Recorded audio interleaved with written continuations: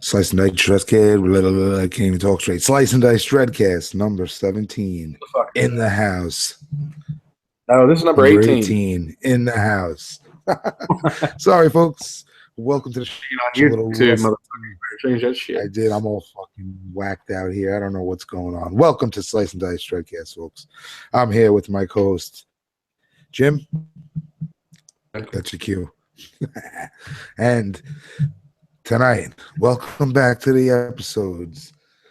Jimmy J. Mac McCarthy. I need a fucking back, audience bitches. track. Yeah, he's back. This is a J Mac centric episode. I'm back. Yes, so This is my nostalgia run. yes, this is the nostalgia episode where This is like when the Dudley Boys came back to the WWE and they didn't do nothing with them, so they left again. Doing the indie circuit. all right, quick payday. Tired of Dudleys. Well, I think it worked out for Devon better. Now he's not getting his ass beat for money anymore. No. And he gets to wear nice clothes. You get screamed at by Vince McMahon, so that's probably a plus. Oh yeah. So yeah. Anyway, that's a whole other podcast. Yeah. That's been on the shelf. That's my We need most. to get back on there, man. I was listening to Death by Podcast, like the next one after Mania, and you and Mike were chopping it up a bit, and I was like, dude, we got to do one of those once everybody got the fucking time again. I was enjoying a little bit of wrestling talk on fucking Death by Podcast that happened. I felt like we could have kept going about it too. Yeah. You know, Sure, Alicia enjoyed it. Yeah. She knew the Hardy Boys, the Hey. Hardy Brothers. So this, like James said, this is the nostalgia episode. We're gonna, so in our new segment, every fucking episode is a whole new routine because you never know what's gonna happen day to day with our podcast. But we were gonna do the poll where you pick 3 movies, our group folks vote, and then we talk about that movie, and then you send in a little clip. But then you managed to finagle your way out of a little craziness over there and into the airwaves. So we said, you know what? Let's do all 3 fucking movies. And we scrapped our last episode. That was supposed to be Nosferatu, which the irony was I got this in my horror block last month and I've been waiting to wear it. So, and what else? Crypt of the Vampire or Crypt of the Living Dead and Santa Sangre, which real quickly, Jim, I just wanted to see a quick little take on that one. Did you catch Santa Sangre? I don't know if you did.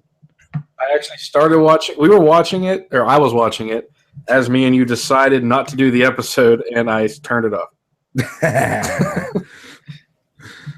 It was literally right at the beginning. They were at the circus. That's pretty much where I pretty much shut it off at. All right. Maybe one day we'll come around to that one. It's an interesting one to talk about. But anyway, since we got 3 movies on our at hand for tonight, let's, before we get into them, any comments, concerns? James, you want to give us an update on how you doing? You look I'm doing good, man. a little different than when we last saw you. Yeah, the new gig, can't have facial hair for a while, so that kind of sucks. Like I was telling the guys, I'm walking around looking like a fucking thumb. Other than that, I just been, especially the first part of the training, like the first month that I was gone from the show, like it was almost 7 days a week. It was psychotic. And that kind of calmed down, so now I'm waiting for the second part to start up, and then life's going to get crazier again. So right now I'm in a little paused kind of thing. I got a couple of days off a week here and there. And, I just been tired and busy. And I was thinking I probably, other than the 3 movies for this, I might have only watched 3 other movies since I left this thing. I saw The Train to Busan, I saw it was on Netflix. I put that on. Really liked that. And then I went to see Get Out with my wife. And then I was off for work last week, and I went to go see the new King Kong by myself, which is always fun. So Nice. liked all of those. Can't complain about them. Sounds good. Yeah, I caught the new Guardians on Saturday. how was that? That was fucking awesome. Was it? I like the first Yeah. one, so I was hoping the It was second better one than the would be first shitty. one. Really? Better than the first one. I gotta couldn't check that believe it. out. Some movies I can't go see without the kid at this point, you know? Like that's when I have to actually like wait to be able to take him on a weekend or something. Yeah, I think they have such a good formula with these superhero movies and shit, and the fact that everybody's wanting to see who they're going to incorporate, and everything about them. As long as they keep their how the fuck you want to call it, their integrity. Oh, not even that, but their like the recipe, like everything's just like every action movie, every superhero movie. As long as they keep their set little things they do.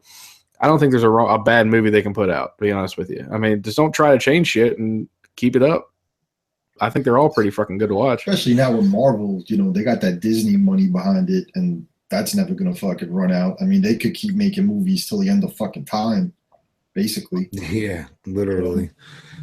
They put the preview for the new Thor movie and the new Spider-Man movie. Spider-Man one looked all right.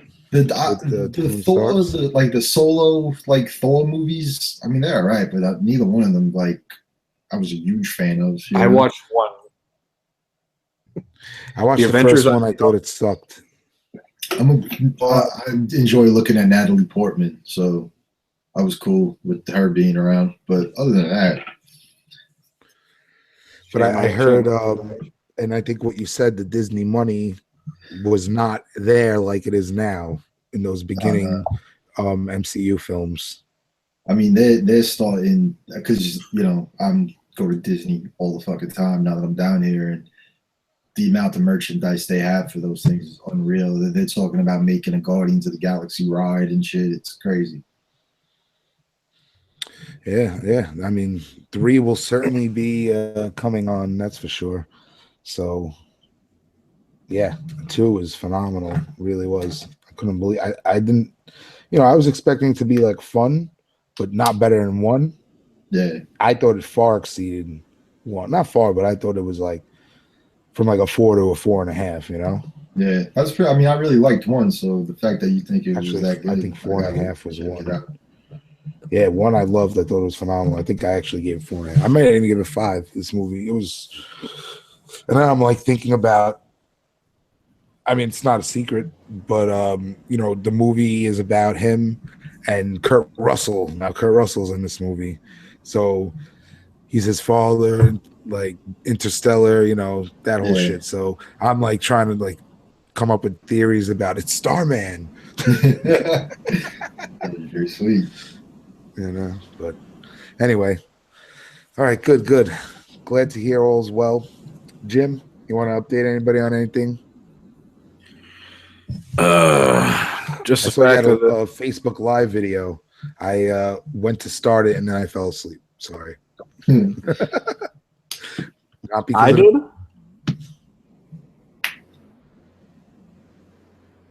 Did you say I had a Facebook Live video? Yeah, you had a Facebook Live video. You and Rochelle, is that her name? Oh yeah. That was one of my paranormal episodes. Cross the Line with Jim and Rochelle. Look us up on Facebook.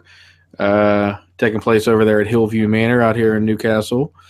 Yeah, we talk about paranormal stuff, things going on in the building. We have conventions going on in the building, and try to stir up business. And we have a good following out there, and that's pretty much what that was about. And I haven't really been doing anything besides that. The moving, I did move, different background than what I've had before. Shout out to Jenna Manson on top there. Nice horror model and photographer, and just want to look for her images by Jenna Manson on Facebook or curiousgoods.com. She's on Instagram too. We follow her on Instagram. We do follow her on Instagram. Oh, her out there. I don't mean to interrupt you, Jim, but I do still keep up with the Instagram, even though I'm not around. Not that fucking Joey ever promotes it on either one of the fucking podcasts that he does. No, he does not. He doesn't. He has time to shout out fucking Donanelli 67 fucking times an episode on Death by Podcast, but he can't mention that we have a fucking Instagram page. And nothing against Donanelli. Love the guy. Love the Don. I think we should call him the Don from now on. The Don. The Don. The Don. You know, I like to rename people. The Donanelli. So from now on, that's how he has to be referred to. The Donanelli. I like that. And I know Joe knows we have the Instagram because he liked like 27 fucking pictures yesterday. Yeah. That's the thing. I totally forgot all about it. And my wife's like, "Oh, who owns your Instagram page?" I was like, "Oh, I guess James still does it." That's my way of keeping my foot in the door. So if you guys blow up and I'm not around, I won't be like that fucking guy in the Beatles that left before they got big. If Ringo replaced. Yeah, it's like, you know, I'm still part of the clique. I just can't be around as much as I like to be. Plus, we have your little clips that you send in. Yeah, see, so cute. I love it. So we'll all reach fame together one way. We're almost famous. Almost famous. Yeah. Realistically, that's pretty much all that's been going on with me. With my other podcast, Jim Rochelle, for the paranormal aspect of it. I know we kind of discussed some of the paranormal stuff on this show, but to it, you know, for very long, which we could. I mean, I know enough people to get on here and do a quick little, you know, 10, 15 minute wanted to, but we'll get to that. I can't even watch all 3 fucking movies, let alone do anything else. But well, you know what would be interesting? I just had an idea. I've never seen Paranormal Activity, and I'd love to watch it and then have you and one of your peeps come on, and whether, I don't know if it's good or not, or what, you know what I mean? Fucking, you know, do something. Well, it's funny because, you know, like you never watched any of them, but the first one is really the only one that I can even consider being, as far as after that, it becomes all about like witchcraft and shit like that, really like demonic, weird shit that isn't realistic. The first movie was pretty realistic as far as like what we do, setting up cameras and things, little things happening here and there and all this. But after that, the sequels are pretty like elaborate, I guess you could say. Episode. I would love to do it. I told you.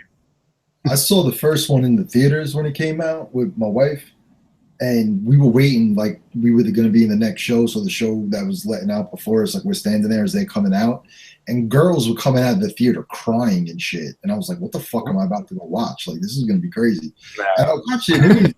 I enjoyed it. It wasn't, you know, going to make me cry, but I know like my sister-in-law saw it after us, and we were like, "No, it's good." And she saw it. She thought it sucked. But I think if you watched shows like Ghost Hunter and, you know, all those paranormal shit that's out there, the way it's filmed, I think you could appreciate it better than if you just never seen shit like that before, you know? Because it is filmed like in one of the investigations these fucking shows do. What it is, it's a very found footage type, Blair Witchy home movie, home video type stuff, and then there's actually there's multiple endings to it. The one in the theater is different than the one. Hold up. I'm not telling you. No spoiler. And it's a surprise. Smoke's about to fly out of my ears. It's gonna be like, maybe no spoiler. I'm just saying there were 2 different endings, and one was very there. The other one was pretty much. I could be like, okay, well, this was like a possession type thing, but other than that, the way it was shot, the handheld, the still under, you know, I've done that stuff. Like I set up cameras to film my room at night and night vision, and like I've done that personally. So to me, it was more like, I'm usually alone, but other than that, it's kind of like. Go ahead. Up again, but I could relate to it. So, like you said, James, you know, the whole watching the TV show thing, and you get more invested in it. You can relate more to it, and that's how I felt. but the first one wasn't that bad. It was more like the same type thing. After that, it became very weird. But I brought this to James or to Joey to do a paranormal episode, to do like Insidious, Conjuring type movies, things like that. I think it would be topical and do once in a while, aside from these 1922 Nosferatu reviews and shit. But it's something different and more up to date, and more people might want to watch it. So I'd definitely be up for that. I actually watched Nosferatu like, I don't know, still living in Brooklyn, maybe like 2-3 years ago. It was on Netflix at the time. I put it on one night. Like, I don't know. I mean, for what, like, because of what it is, it was cool, but it's not like, it's, I don't know. Would you listen to a fucking podcast talking about it? Like, come on. I mean, I don't think I'd be that interested. Like, what do you, all right. Like, it's not entertaining. The guy looks creepy, like, I don't know what the fuck could you really talk about him. Yeah. He's scary. He's You still remember that image today. Okay. What else you got to talk about? Silent film. Okay. Yeah. That's good. Yeah. You had to read a lot. Okay. About the historical standpoint also, you got to realize we're talking, right? I mean, this is one of our forefathers of the horror film genre, you can't judge it on, almost 100 years later, That's psychotic, 100, yeah. Nosferatu 100 years later. I mean, watching it, I think as a piece of art, it still holds up. I mean, the symphony behind it, the music. This is I thought it was interesting how the DPP. sorry. Dice and dice, dude. It's a different show. Officially one of the top 10 podcasts on Horror Affiliate Network. Shout out. Shout out the crew. Congrats. That was pretty cool. We were not far behind. Not far behind. I thought we were going to make it on Slice and Dice this month. But yeah, well, what are you going to do? Hit and miss, right? You win some, you lose some. But no, regardless, it's good to be back on the air. Oh, hey, real quick, sorry to interrupt you. Is hot off the presses of Twitter right now. Malvolia, Queen Malvolia on Twitter, just said, "I'm totally down for an episode of our show." She just replied. Yes. Let's do it. Anybody, head over to Twitter, look at Queen Malvolia, Volia. She is Queen of Screams, and she does short films. Make Malvolia scream at gmail.com. Ah! What was that? She made Columbo scream. So look forward to her on an upcoming episode. Go over there and follow her on Twitter for us. And we'll be in communication. We actually have our guest episode lined up for number 19. That would be Mr. Jerry Herring from the Married with Children podcast and Kill the Cast, recently joining up with us on the Horror Affiliate Network. So welcome to Horror Affiliate, Jerry, Jay, and Kevin. Kenneth, the badass exorcist biker, my man. So, yeah, Jerry will be on our next episode. And what movies will be then, we'll find out in a little bit. And I think we're switching to a 2-movie format, Jimmy? Yes. Jim? Yes. So we're switching back to 2 movies to try to get episodes out a little quicker and make it a little easier for our guest co-host slot. And the fact of since we went 3, our episodes went, and I think that it's hard to get people more invested to listen for 2.5 hours. When we were close to more of an hour 15 before. So I think we'll stick to 2, get a couple good quality movies out there, and get a guest host here and there, and a lot smoother of a show, a lot more concise. Yeah, because once we switched over to the 3-episode format, things kind of slowed down. We were on a freaking tear. I mean, we're on episode 18 right now. What are you on with that podcast? 19. Yeah. And how long were you doing that before me and you got together? Like what? Oh. Well, I'll tell you, during the holidays, man, we were at a point where we went like 2 months, like cranking out like one a week. We were fucking boogieing. Yeah. Get back on it, man. We were in a good groove. In due time, man. RIL, that's the new acronym. No, IRL, yeah. IRL. The fuck does that mean? In real life. Oh, actually, listen to the podcast. I remember you saying that. Yeah. There. I mean, this is real life, but there's a chain of priority. But anyway, we'll save the responsibility talk for the parenting podcast. Let's get into our featured films this week. So we're going to take in a chronological order and start off with 1986's The Wraith. Dun, dun, dun. So, James, it's funny because I just heard of this movie this year for the first time ever. Like, I know. I told you about this movie. I told you about this movie on the Rosemary's Baby Vern Troyer episode. You could go back and listen to the beginning because they've added it to Netflix, and I said I watched it, and you were like, I never heard of that. And I couldn't believe it. But this, man, I love this dumbass movie. I watched this movie. This is one of those like Channel 11, 8 o'clock or Saturday afternoon movies that would be on all the fucking time. And I've always watched this. I thought this movie, like I said, it's fucking stupid as fuck, but I love it. It's stupid as fuck. Dude, that soundtrack made soundtrack was fun. Yeah, it's like so perfectly 80s and fucking bad, and it's just it's great. Because you know what it is? Like I watched it as a kid and shit, like because this came out, would you say 86? So by the time it made it to TV, yeah. You're a little fucking kid and it's making the rounds on that. And it never occurred to me, like, until I seen it a bunch of times, of how much absolutely no fucking sense this movie makes as far as like the whole plot goes. Like, but I enjoy it. It's just entertaining. I don't even know how to put it into fucking word.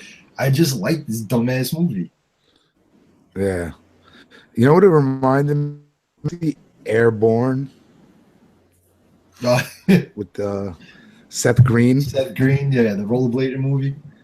Yeah, it reminded me of that, but like a sci-fi slasher version of it. Like, what the fuck? This movie's nuts. So I watched it today, actually, second time this year. I watched it in February for the first time, but yeah, I mean, this is. When I watch a movie and the opening credits say written and directed by the same person, because it's like, from the writing to the screen, it's all one vision through one person. You know what I'm saying? Yeah. But like, I think the purpose of this was not to, because what I wanted was more explanation by the end of this movie. I'm like literally from a plot standpoint, told this in 5 minutes, but it's just filler of car chasing and scenes like Fast Times at Ridgemont High. It's like all the kids at the fucking burger joint, all the kids down by the river. Like, what the, it was, dude, this movie, like the tone total. It was literally like, they were like, oh, we got this badass prototype car. Let's make a fucking movie that it's in. Yeah. It was like somebody saw this car, a Dodge M4S, and was like, that thing's cool. We should make a movie about it.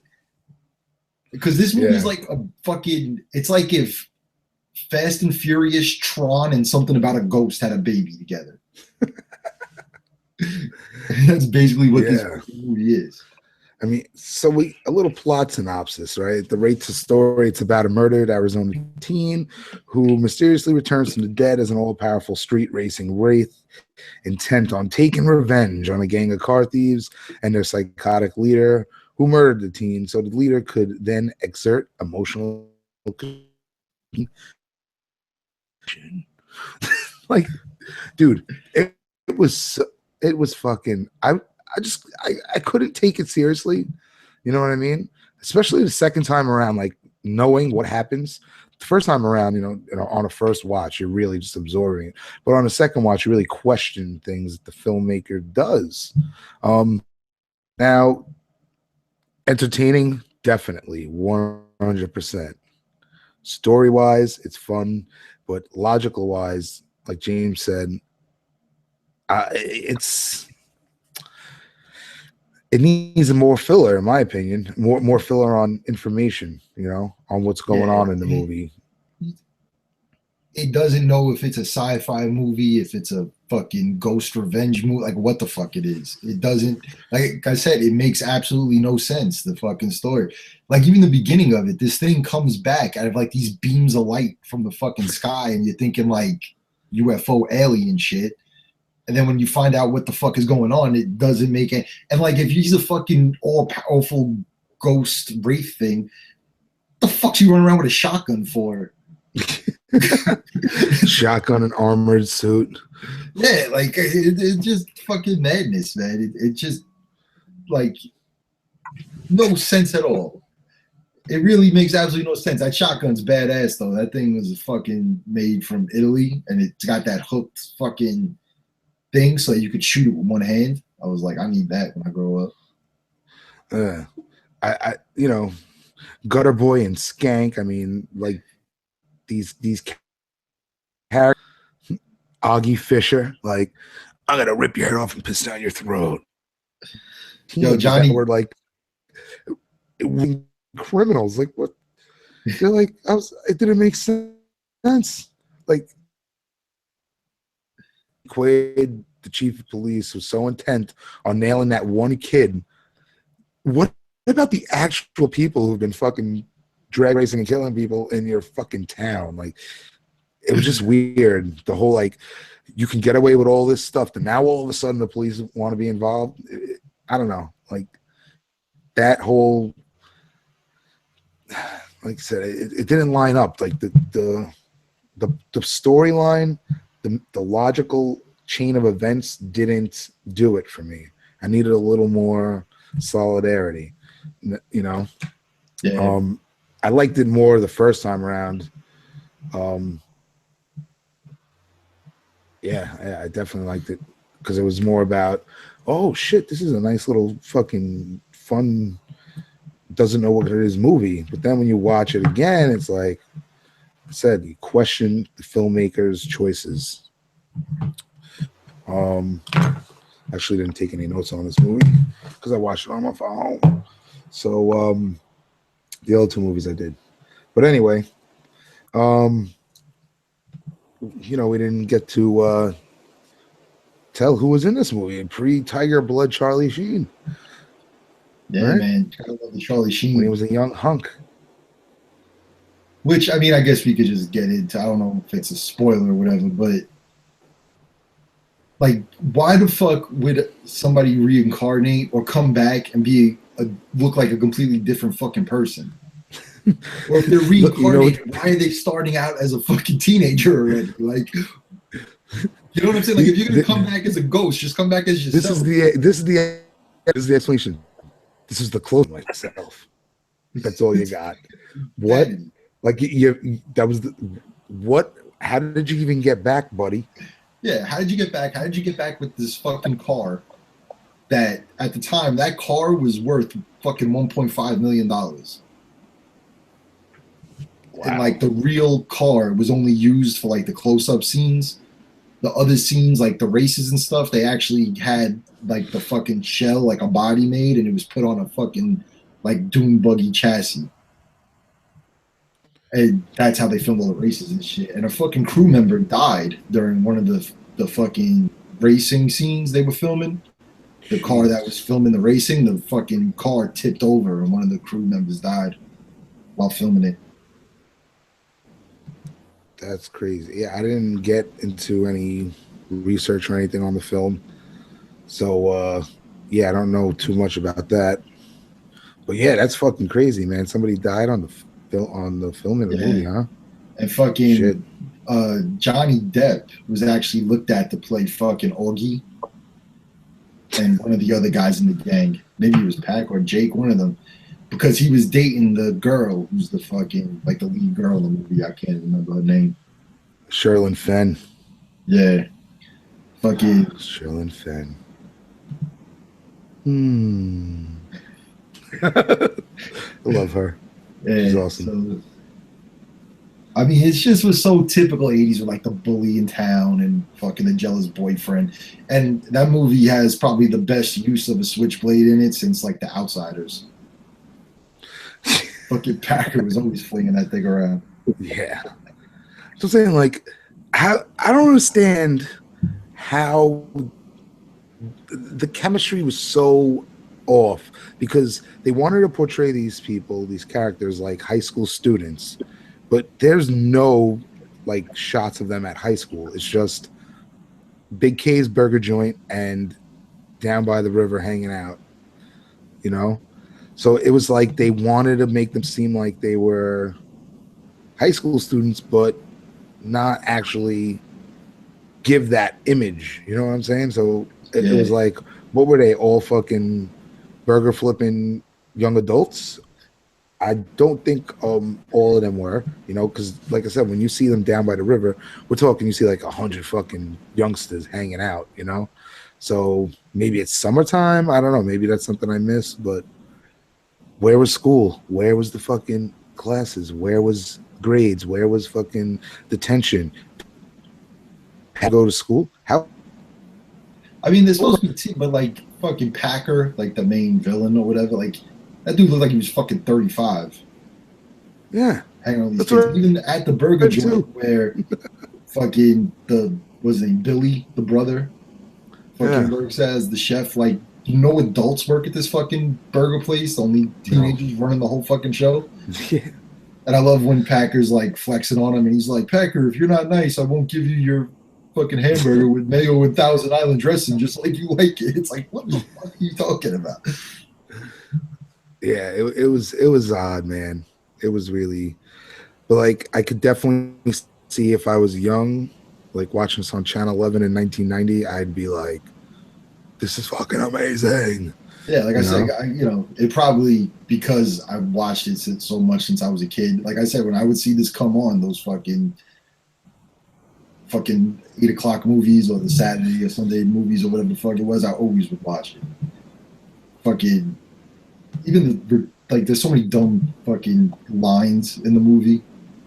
Like, he looks like he came out of a hot tub, like when the first crash and they show the bomb. Like, what fucking hot tub do you go to? Right? Like, what are you talking about? His eyes are missing. He's all like burnt up. And then like the next guy that gets killed, his eyes are missing, but his body isn't all fucking weird looking. You know, like I don't know, man.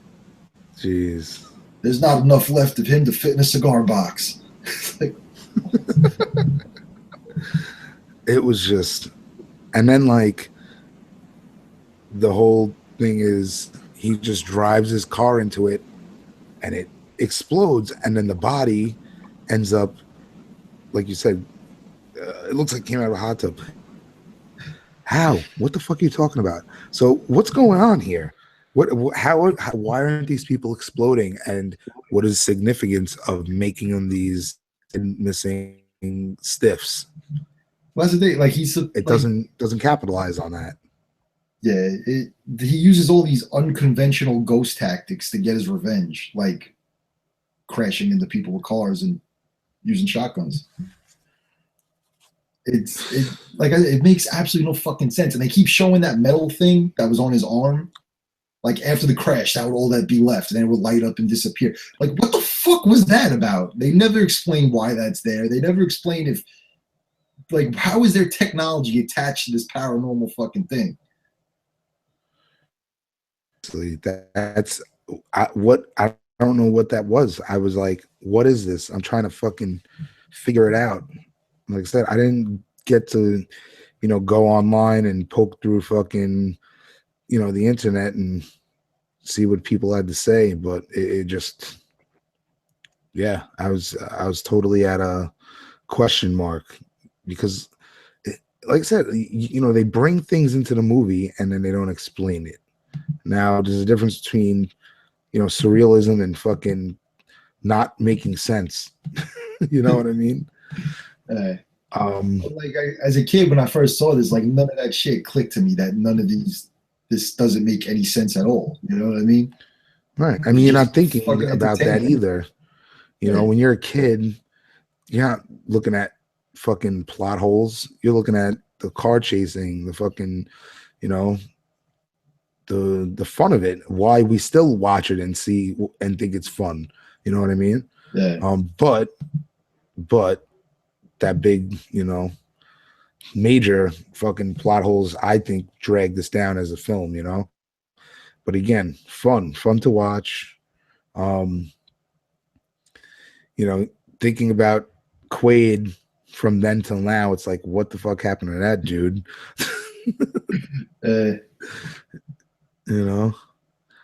I mean, the budget on this wasn't that big.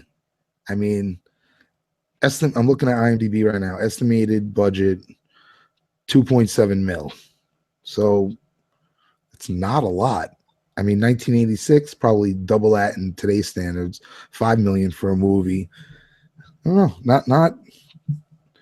Not such a big budget. Who put this movie out? I don't even know. I didn't see. Sure. It's just the ridiculousness of like fucking Skank and Gutter Boy getting high by huffing WD-40 and fucking drinking hydraulic fluid and shit. What the fuck?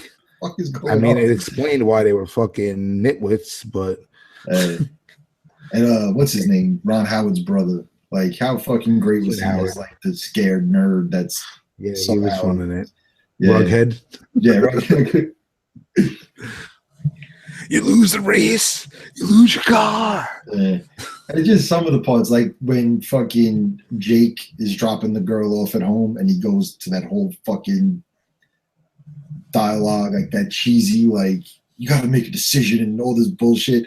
And it was just so fucking stupid and bad, but it's enjoyable bad, I mean, the song, backing it up is, kind of like put you in that moment. But again, I think if you're not like an 80s child, these new millennials, maybe they might not think we're considered millennials.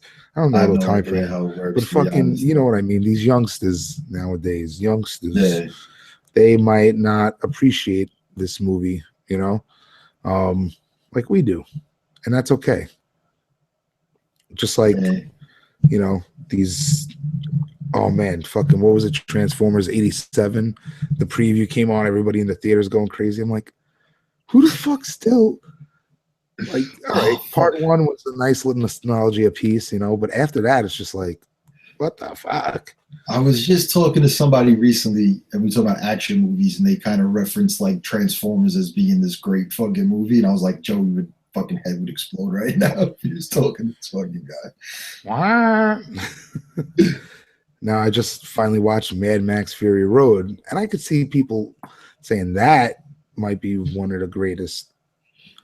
Oh, you finally fucking did it? I bit the bullet. Got it, man. The Donanelli, he said I should watch it, and it was all up to him. Oh, that makes sense. He's calling all the shots. Yep. The Don.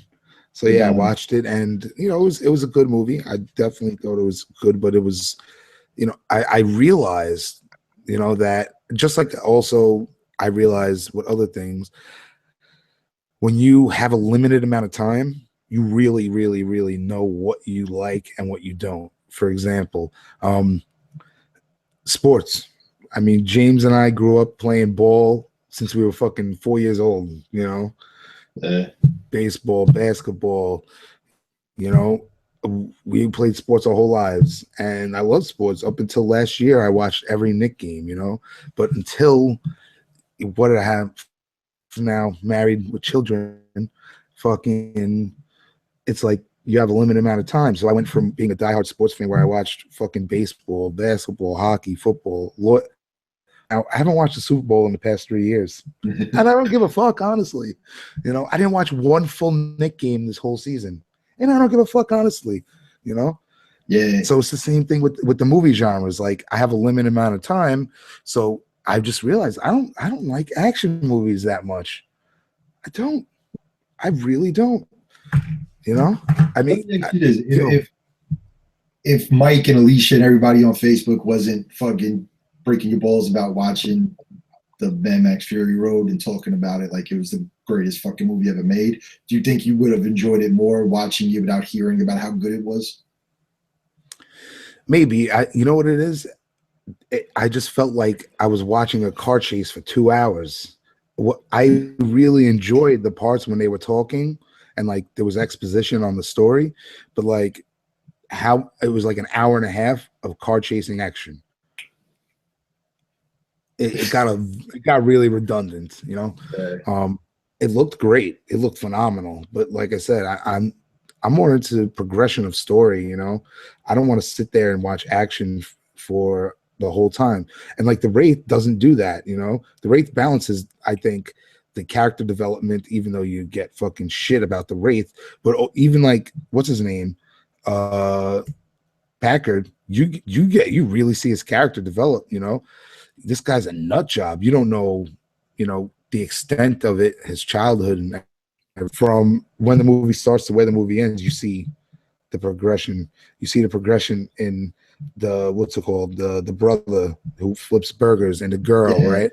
So I mean, you know, you get into the story a little more, where you get into the story in the other movie. Don't get me wrong, but like I said, it was just constant hanging off the side of car. How many car crashes can you have? Like, it was, you know what I mean? I think I realized that I'm not. You broke up a lot just then, Joe. I broke up. I'm sorry. I didn't hear what you said. You broke up a lot just there towards the end of what you were saying. I was just saying that basically, ultimately, because time and you really figure out what you like and what you want to do with that time, and horror movies, and on that's my podcast. I was saying I think I'd rather watch a real phenomenal drama that's an amazing action movie. It's just, you know, where I'm at with film, I guess. What could I say? I don't know. Yeah. You know? But yeah, getting back to the brother, the burger flipper. Just it always bothered me that they didn't let him get one punch in on Packard when he tries to like save Packard from taking her at the end. Like they let him get one hit and then Packard kick his ass. He basically turns Packard around. Packard just beats the fuck out of him. Yeah. Yells, you just let him take her, you cowards! Like, it's just so cheap, you fucking stupid. It's fantastic. I wonder, do you know what year Roadhouse came out in? Because it has like that whole like 1989. It has that whole like controlling. You know how he controls the shit. That guy. Yeah. You know, some people say that the fucking that this movie was the influence for The Crow to be made. About a guy coming back to avenge his death against the gang that killed him. I'm sure that story has been told long before The Wraith. That's what I'm thinking, you know? But I've seen that somewhere in my travels that people were kind of saying fucking. Which A Crow's a good movie. I like The Crow. You know, I'd be interested to revisit it because there's a lot in the past year of people knocking The Crow, saying it's overrated, and thinking back, you know, I don't remember it too in depth, but The Crow is one of my favorite movies growing up. It was released in 1993, and when you know the backstory of what happened to Brandon Lee and how he was killed during the filming, and the fact that they put this movie together after, to put scenes together. Everything wasn't edited correctly, how they wanted it to do, and to put a movie together the way it was done, it was very dark. One of the main quotes in the movie is "It can't rain all the time," because pretty much the whole movie is darkness and raining and very, gothic looking. And yeah, he wanted to come back and avenge his death and his fiance's death, from a gang who came in and killed them all. And if you know a lot about the history of the film, it shouldn't be as big as it is still today, 15 or 25 years later. Yeah. 24 years later. The fact that he is Brandon Lee, he got killed during the filming. He's son of Bruce Lee, who also got killed during a movie, or kind of, I guess. He died during the filming of the movie, like in the middle of the filming of the movie. The movie itself is it's shot so well, and the fact that they had to put it together after the fact affected a little bit more. And I'll argue about it to anybody who thinks it's not a good film, But I recommend you to go back and watch it again, Joey. You also got to take into account people saying it's overrated. How many of them are like maybe younger people who have heard about The Crow from older siblings or whatever, or just in general have heard about The Crow, and now they go back and check it out, and in their mind it's going to be the greatest movie ever fucking made. And then it is what it is, which I fucking love. But if you tell me, like, if I go into something expecting it to be crazy good, I'm only going to think it's okay. You know what I mean? Like, right. Like fucking Suicide Squad. I went to go see Suicide Squad in the theaters thinking this is going to be the biggest piece of shit movie I've ever seen in my life. And I ended up enjoying it. I hate Jared Leto. I wouldn't mind if somebody shot him in the face. But fucking, I was able to enjoy the movie, but I went in with such low expectations. Now, if I go back after already seeing it, am I going to think it was as good as I saw it the first time around? You know what I mean? So I watched half of Suicide Squad last week, and I just honestly, Jared Leto was for the podcast listeners, I'm shaking my head. But well, as far as the Wraith goes, Jim, what do you think? Chuck Sheen, you're a fan? The fact that one of my favorite movies is Major League, I love Chuck. And 2.5 Men, good sitcom. I love The Outsiders, one of my favorite movies of all time. He's not in The Outsiders. Yes, he is. Charlie Sheen isn't in The Outsiders. Yes, he is. Oh, you're not. Charlie Sheen isn't in The Outsiders? The Outsiders was Tom Cruise, C. Thomas Howell, Emilio Ralph Macchio, Emilio Estevez, Patrick Swayze, and Rob Lowe. I'm thinking of Rob Lowe. Never mind. The other one with Patrick Swayze. What's the other one? Red Dawn. With the Russian. Red Dawn. Red Dawn. Yeah. Talk about remaking a movie to be a piece of shit. You see the remake of Red Dawn? Yes, I did. If it was called something else, I probably would have enjoyed it. But you can't call a fucking movie Red Dawn and then put out that bullshit. But it's like when they remake I'm Paintball. I'm sorry, I'm going fucking right. Sucks what happened to him, but his lifestyle caught up to him, obviously. Other than that, yeah. I mean, I'm going to go back and watch this movie, but especially after you guys talked about it, it's probably going to be funny as shit to watch. But yeah, I'm a fan. I guess I can say that. I'm looking over here on the IMDb page. I was looking over here on the IMDb page, and fucking, you know what the plot keywords are? The first one, pantyhose. What the fuck? Pantyhose, gang, police, death, sheriff. Those are the first 5. Nice. Pantyhose? What the fuck? I have no idea. Holy shit.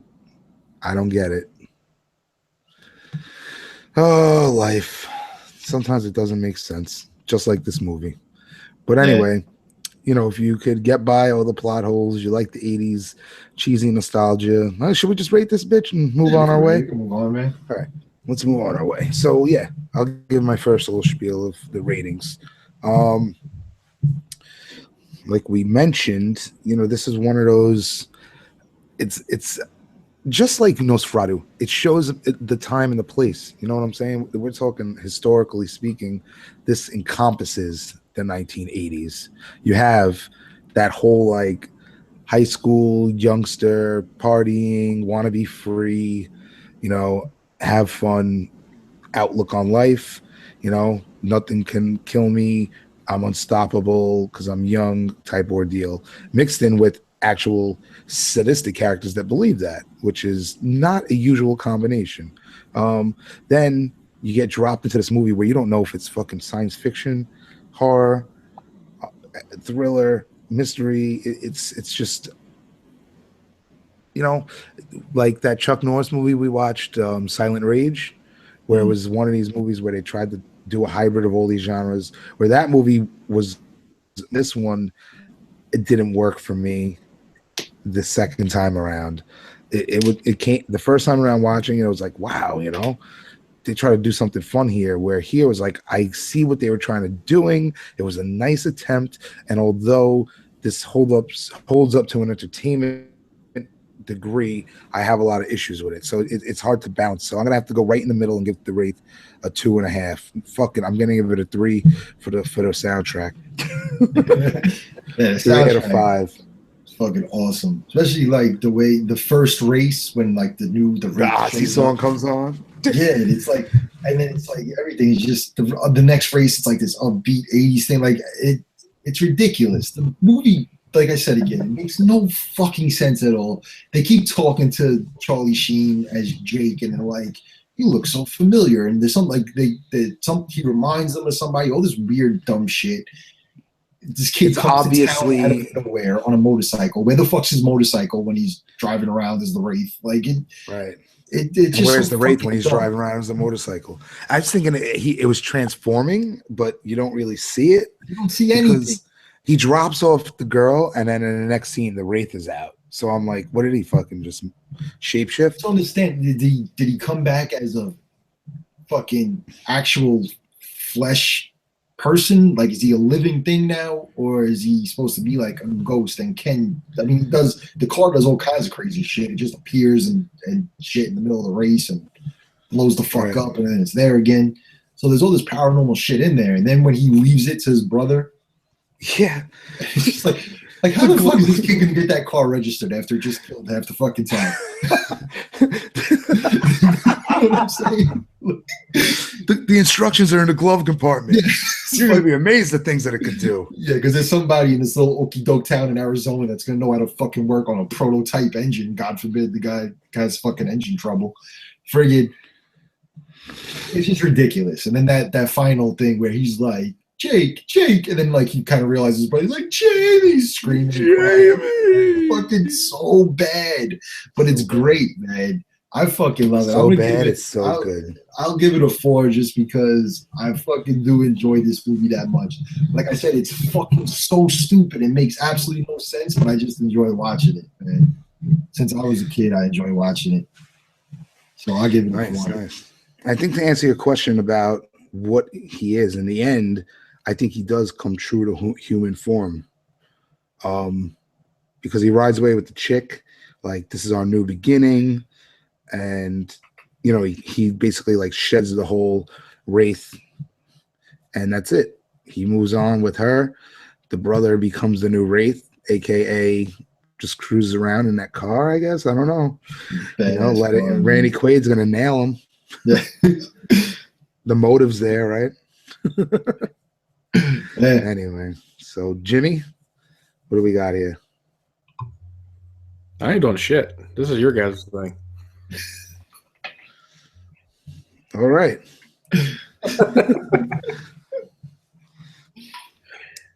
Well,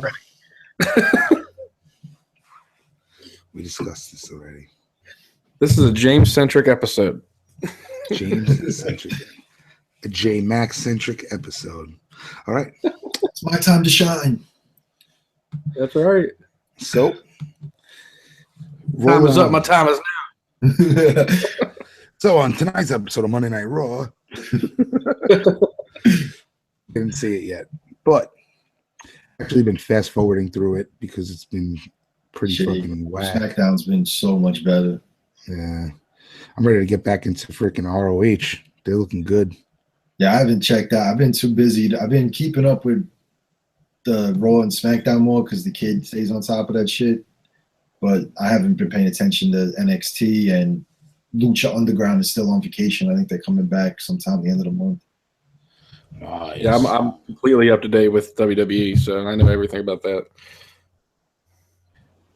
Yeah, I'm up to date till Sunday, but I'll watch it after this when I go back to bed for sleep round 2. So, where are we? The Good Son. We travel 7 years later to 1993.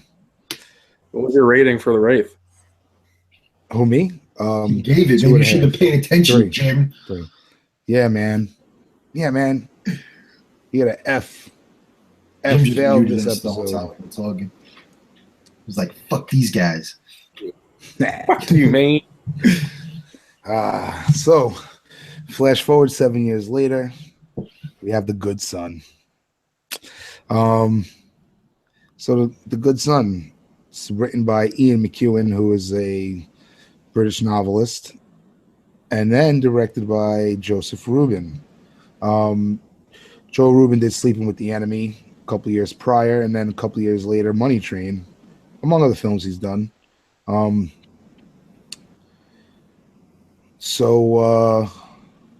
see, he did The Stepfather in 1987 also. So that's pretty cool. But anyway, this one stars a familiar face of the early 90s and takes on a role that you wouldn't expect. Young Mr. Macaulay Culkin, lead singer of the Pizza Underground. Did you ever hear this shit? The Pizza Underground? What? Yeah, that's his band, the Pizza Underground. It's like they play covers of the Velvet Underground, but with the lyrics changed to be pizza inspired. Yeah, that's what you can do when you're rich, I guess. Oh my God. I knew he was DJing for a while. Yeah. So, also starring young Elijah Wood. Right? Yay. You get a couple character actors. You get David Morse as Elijah's dad, Wendy Crewson as McCulsey's mom. So you got a couple familiar faces here. But let's get a little plot synopsis here. We got from IMDb, a young boy stays with his aunt and uncle and befriends his cousin who's the same age. But his cousin begins showing increasing signs of violent behavior. Yeah, that's all right. I might give it a little different synopsis, but anyway, most people have endured this film as Roger Ebert would put it. Did any of you guys hear about Roger Ebert's review of the film? No. Well, I'll give you a quick little inside take.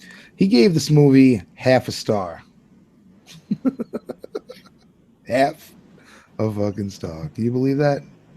Wow. Piece of shit, that guy.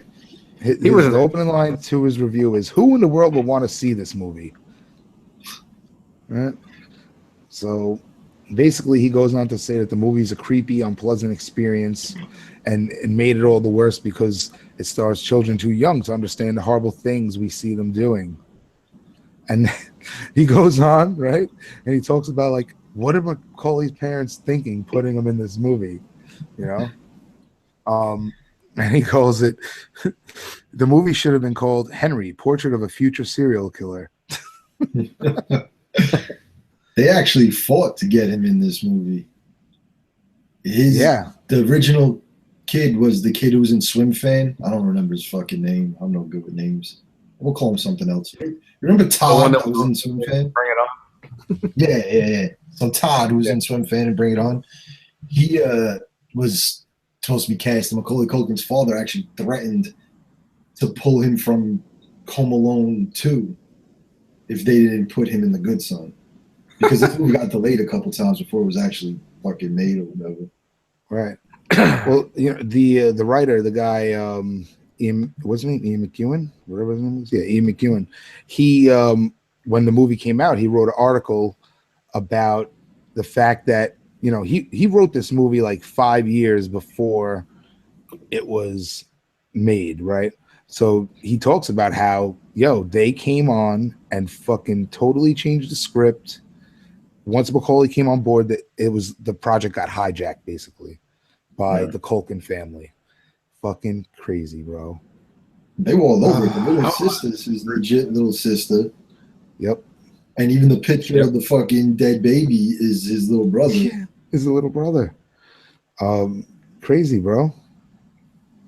Really. And, I'm sure the people that were, the investors on this movie were like, fuck it. This kid just made Home Alone. Yeah, tons of people are going to flock to this movie. Famous fucking child. Well, to give you another thing, the original director, Michael Luman, was actually replaced due to clashes with Macaulay Culkin's father. Mm-hmm. The original director of the fucking movie, they replaced because of Macaulay Culkin's father. It's fucking nuts. Hollywood. Wow. It's all about money and power.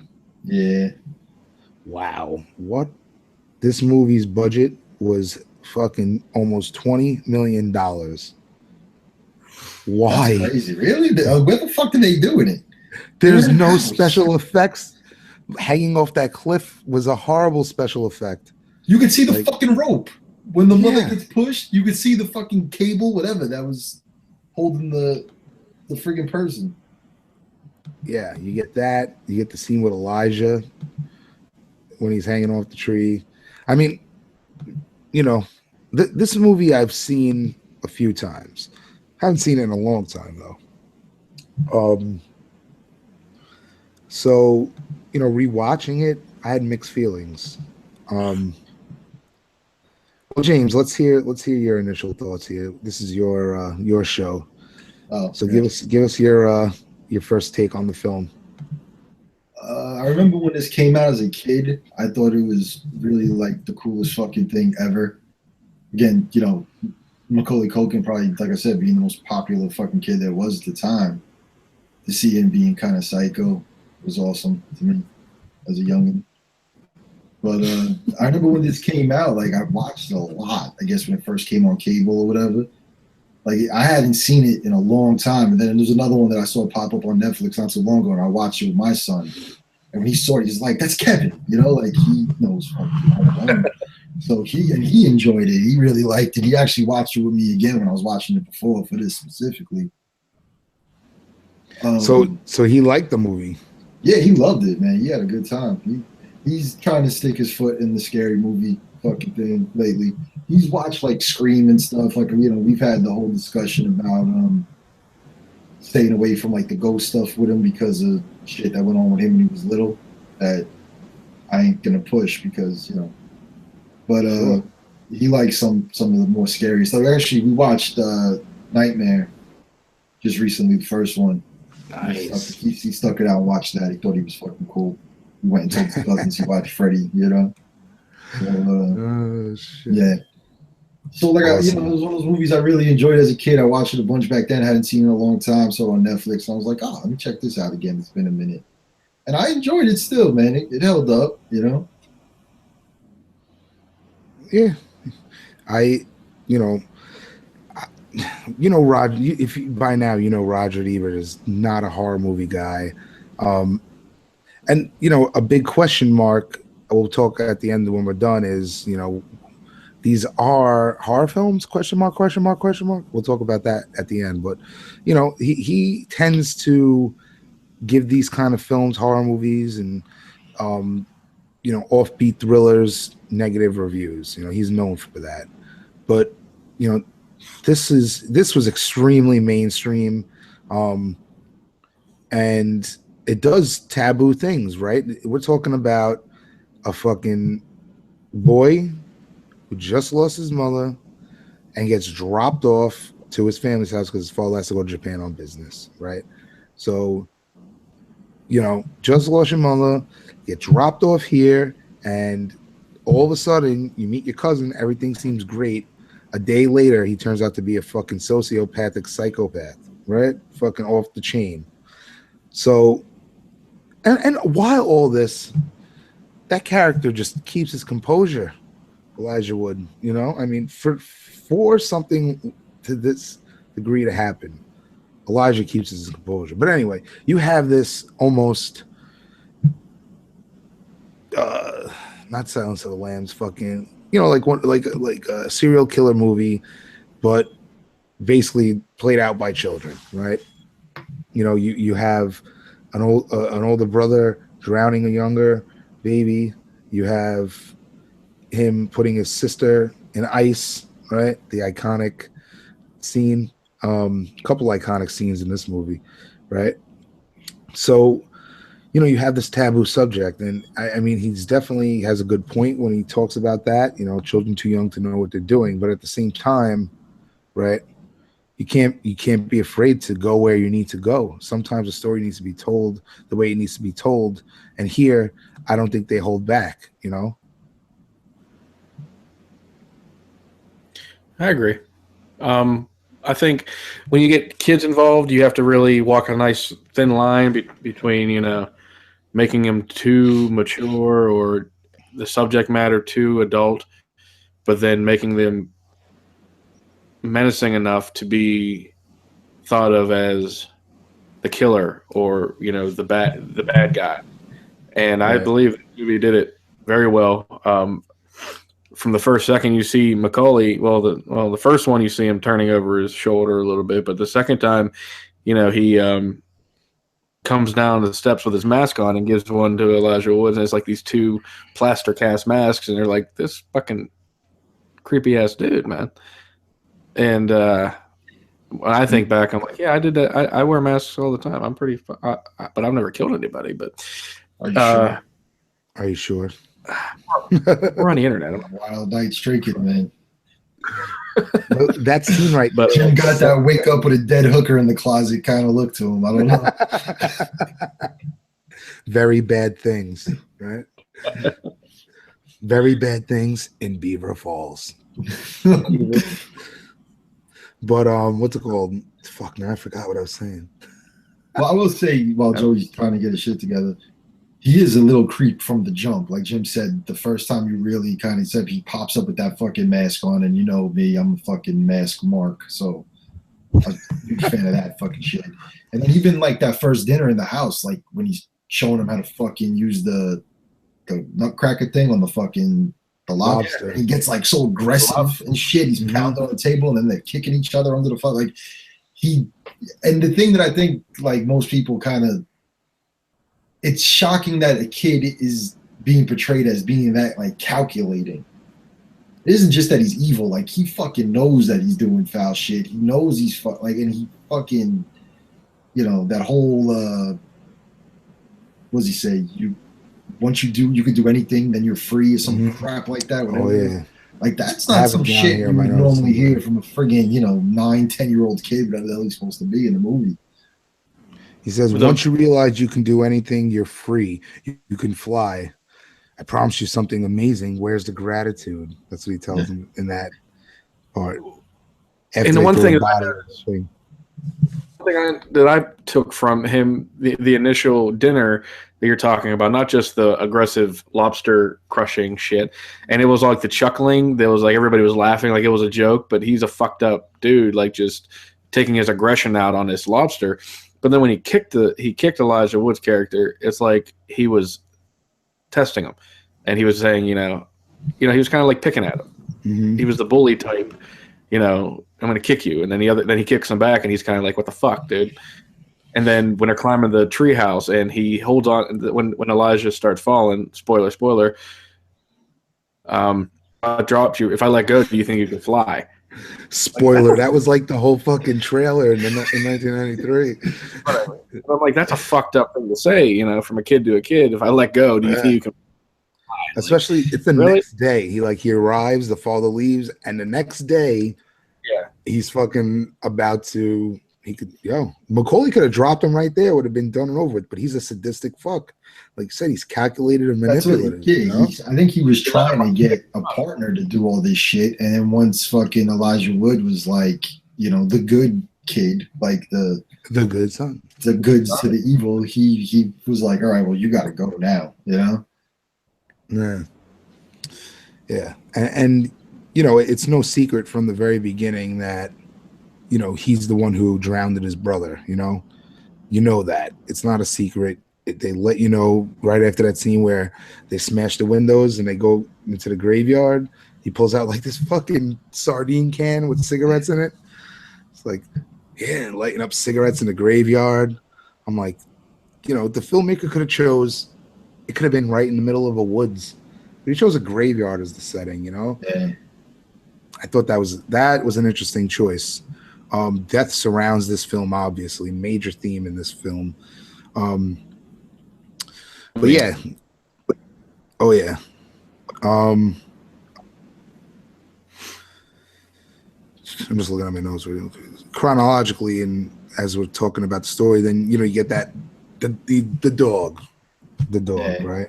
Believe it early, just before the dog scene, when he first shows him the fucking crossbow thing he made, whatever the fuck it was. And he's shooting at the cat, and he's like, don't hit me, just scare it. And he shoots like right above the cat's head. And he was like, oh man, that's cool. And he's like, yeah, but the sight's not right yet. And you're like, you little fuck, man, you were gonna kill that cat. Yeah. And he sets it up for the dog, but even that, like, he pops the dog, and then they fucking carry the dog's body to the well to fucking hide the evidence. And nobody saw this though. He's making the trumpet, like he's doing the friggin' funeral trumpet song with his fucking mouth while it's going. It's like, this little kid has no fucking remorse, nothing. But he made it a point when they were smoking, and Elijah was like going to do something. Like, I can't remember what he said, but they were standing over the well, and he threw the cigarette down into the well. He's like, "Try it, you'll end up down here," or some shit. Like, he said something about his mom, right? He kept it. Yeah, he kept that whole creepy thing where he's asking him about, like, if he saw his mom when she died, if she was. What does she look like when she was dying, and all this shit? And he was like, that's what he's describing the baby. Like, the baby was blue, cold to the touch, all that shit. Dude, that was fucking nuts. Just the way he was describing that, Early on, I posed this question: was the kid always bad? We see Elijah arrive. It's been 10 years since the families have seen each other, right? So, but they have no problem taking in the son. So, like, I mean, it's a little clunky getting in there, the whole setup, you know what I mean? But, like, was this kid always bad? What was the catalyst to him becoming bad? And I think it brings up the question is, human beings innately evil, right? Yeah. What happened? Like, this kid was obviously well off, you know what I mean? He was in a good home, right? Up in Maine, beautiful little town. You know what I'm saying? Like, but once the baby comes, and he's had a sister, but once the baby boy comes, he wants to whack it. Well, it's his, I don't know. I don't think he looks at the sister as competition because she's a female. Right. Sister. He when she came into his room that time, and he like fucking started grabbing her by the ears and said, "You never come to my room." She was like, "I'm sorry, but you weren't working on anything." Like, he controlled the sister. I think he thought that a male-dominated house was him, and another boy would him to that. But the woman, the female, he controlled. What'd you say? It was really about the rubber duck. He was pissed off his fucking toy got taken away and given to the little brother. It was mine first, And that's really what it was. Yeah. He really flips the wig too when he sees the mother consoling Elijah in the middle of the night. Yeah, he just doesn't want to be fucking replaced. All right. Is that enough? Is that really enough? I'm a firm believer in if you're gonna kill people, you're born to kill people. I mean, there's gonna be situations where, like, self-defense, whatever. But if you're doing like the big kind of Con Air, yeah, basically like Con Air, use your fucking army skills or whatever the fuck it was to kill guys outside of a bar. Shit happens. yeah. But fucking like that, to me, when you're like serial killer type things, you're born with that. I don't think you become a serial killer. Right. And like even growing up with abuse might bring it out or whatever, but there's people who grow up being abused and they don't end up fucking, putting heads in their freezer one day. Right. Shout out back to the Yeah, see? Shout out what? Oh, the cell. back to the Oh, I forgot to say in my audio clip that I sent about the cell, I always thought those suits were cool looking. Like some people are like, oh, they look like Twizzlers, but it reminded me of the Bram Stoker's Dracula, like the Order of the Dragon fucking armor. So that's a quick little throwback. Cool. Yeah, those suits were definitely Twizzlerish. But I agree, Hunter. I agree with what James was saying about being born a certain way. I think there are life occurrences that can make people do bad things, but I think personality traits and how your brain is developed is all what you're born with. I mean, that's just, if you're a fucking psycho, you're a psycho. There are nice people, there are bad people. It's just what it is. Nice people can do bad things. Bad people can do nice things. But I think is ingrained in who we are when we're born, and it's just who it is. And he is, 10, 11, whatever, 12 years old in this fucking movie. I think he was always this way. That it wasn't outside interference because his family was great. From what we saw, obviously. Right. Obviously, they're in a small main town. He has his freedom. Do they say or mention like how long ago the little brother died? I don't think they give specifics, but it's definitely short enough where the mother's still in that, the room's still period. Yeah, but like a kid dies that young, that shit could go on for years. You know what I mean? Right.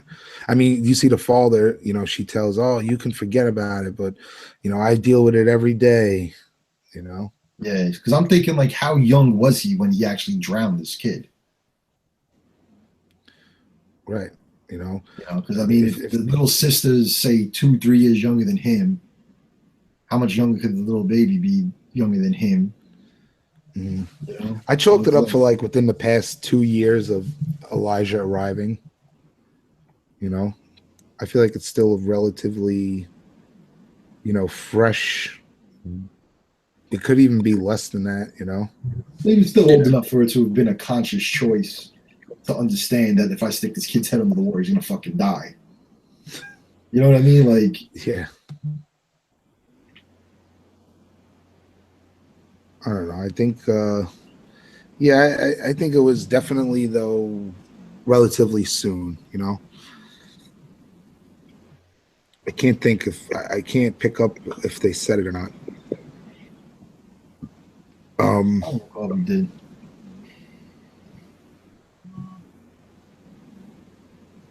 Yeah, I don't know. I think that I mean, we can still talk about the events of the film before we go into more in depth. So, then you get the scene where he throws the fake body over the overpass, causes mass accident.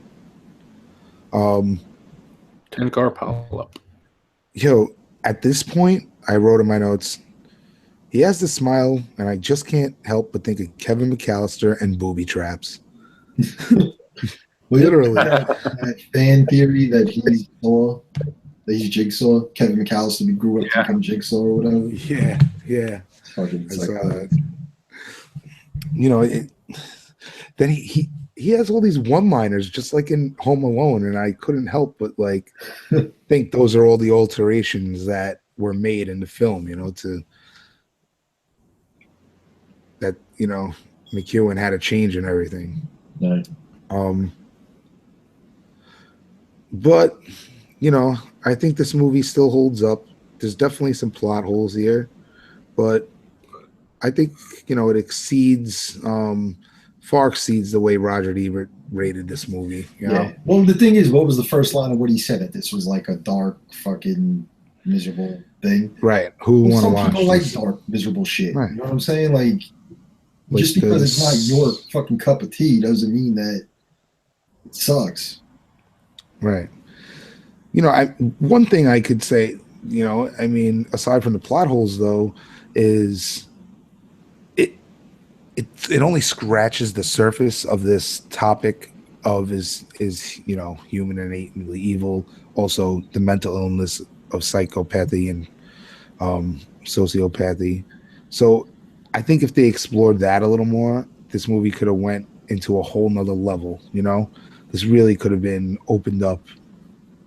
And I feel like if Macaulay wasn't in it, that's the route it was going to go. But we'll never know. This was like, what, an hour and 25-minute film? I think it could have been an hour and 40-minute film and still gave it a little more into it, Yeah. This is the opposite of what we normally say. We watch a 2-hour movie, they say, well, they could have shaved off, 20 minutes. Now I'm saying they could have added on 20 and made it probably a more in-depth movie. Yeah, I mean, once they do the thing with the dummy over the fucking highway, and that's when, like, Elijah Wood's really like, this kid's fucking psychotic, Yeah. And he picks up on that, and then he won't let him talk to his parents without him there. He's fucking, like, every time the kid turns around, fucking, my son said that. He's like, Dad, he's everywhere. Every time Elijah Wood turns around, he's there. Like, it's just so, you don't see that shit from kids in movies. Right. He wasn't like a child. It was kind of like, I could see that he was kind of like a reincarnation of an adult killer coming back as a fucking kid. Like, if there was a example of that, like, he did not seem like a child. Elijah Wood seemed like a child. Yeah. But then you see him, and it's like, this did not seem like a child to me. And even, like, using, like, threatening Elijah Wood with that he was going to hurt the little sister and all that shit. Like, I know it sounds ridiculous, but when they're playing hide and seek and, like, the parents go out for the night to dinner and they're home alone and he wants to play hide and seek or whatever, and he cuts the power off to the whole house with the panel box. All I'm thinking was, if I came home and I had to reset the fucking microwave clock, I'd be so fucking mad because this little shit. You couldn't just turn the light switches off. You had to shut the whole fucking panel box. Yeah. See, and that was one thing I was like, I know they're on winter break, but what, the mother and the father don't have jobs? They're teachers or something? What the fuck's going on here? How come? And then they have no problem leaving these fucking little 10-year-olds home by themselves in the middle of nowhere, Maine? Come on. Really? I know it's realistically pre 9/11, what's but sad still. No, what's sad about that is when I'm watching this movie and the first scene where they're going out together and they're running around or throwing the rocks through the window, they're running and they're traveling and doing all this shit. I'm like, that's how childhood was when I was a kid. Like, I didn't have to fucking be back at home from morning till night. Like, nobody questioned that. There was no anything bad happening. So to me, that was kind of like taking me back to how life used to be. It's not crazy for me to be alone for 12, 13 hours a day and my parents not having to worry about where the hell I am. Right. So, I'll tell you, well, the mannequin over the highway thing, I don't know if that happened at that point. It might have happened a year or two later, but when me and Joe live in Brooklyn, this friggin' 10th Avenue fucking bridge before they closed that, I remember crossing that with one of the guys we hung out with, and he threw a fucking Sunnydale 50-cent fruit punch that we used to buy the courts on the avenue. Mm-hmm. He threw that shit over the top, and it landed on the fucking windshield of this white car that was flying by. And luckily, it hit the car, and the car just kept going and turned its wipers on or whatever. Mm-hmm. But I remember as I'm seeing this thing fall, I'm thinking, like, this is about to be really fucking bad. And fucking juice box, but that could have been really fucking bad. But kids do stupid shit, I mean, they don't build whole size fucking mannequins to do it, but I remember when I was a kid, I fucking threw water balloons over, and the fucking guy in a minivan came back. He must have got off at 8th Avenue, came around, and like fucking started screaming on me and my cousin.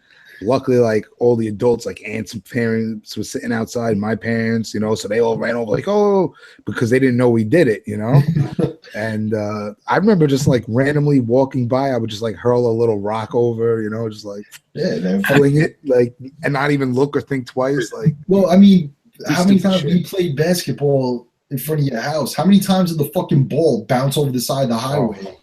And then us fucking idiots jumping over the fucking side of the highway and running across 3 lanes of traffic to get our basketball back.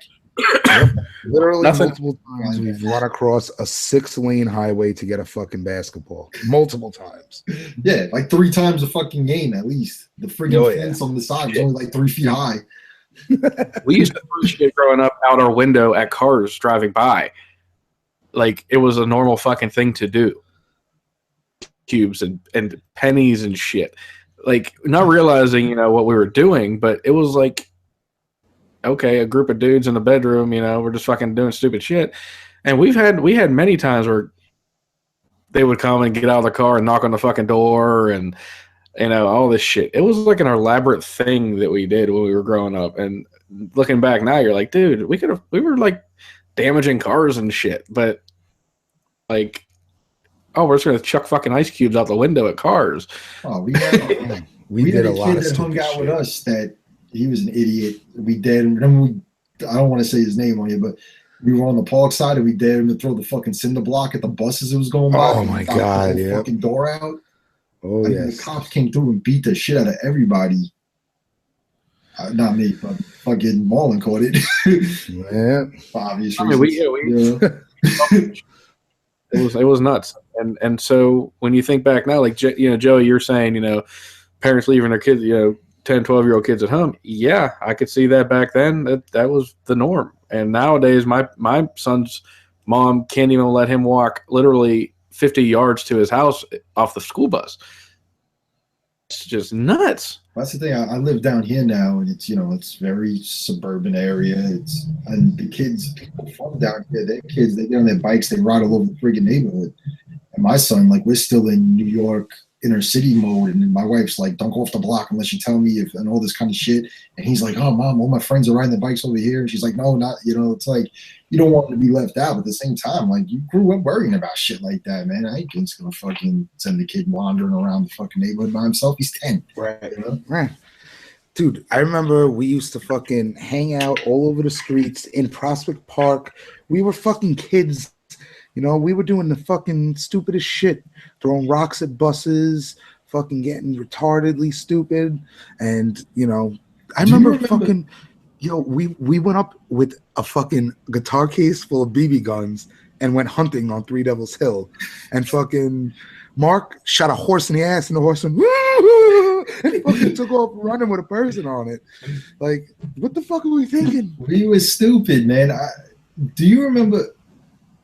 It was on 11th Day. But do you want your kid to grow up with no? Hold on. Do you want your kid to grow up with no memories, or you want him to be in his 30s like we're doing, reminiscing about the stupid shit we did? Some of the stupid stuff. I'd rather some of it. I'd be okay with him doing. I don't want my kid at 13 in Prospect Park getting fucked up. You know what I mean? Nothing that went on in Prospect Park. New York, so I wouldn't know. I mean, we were 15 years old, fucking throwing keg parties in the park. Like, what the fuck? Yeah, running from the cops through fucking the woods and shit, having to hop the fence into that little cemetery up in the park. I fucking fell down the side of the hill so bad and landed in a thorn bush. I was banged up, bruised, bloodied. Not good. I don't know how to save Erica Potter. Got stuck in the fence, and I had to pull a foot out so she could get milk. But I remember we were on 11th Avenue, and I don't even think it was Halloween. It was just one of those nights where we went and bought eggs and were throwing eggs at fucking people and shit. And somebody threw a fucking egg at a car that was going by, and the window was open, and it hits this guy's fucking wife in the head. And he slams on. Do you remember that? Were you there?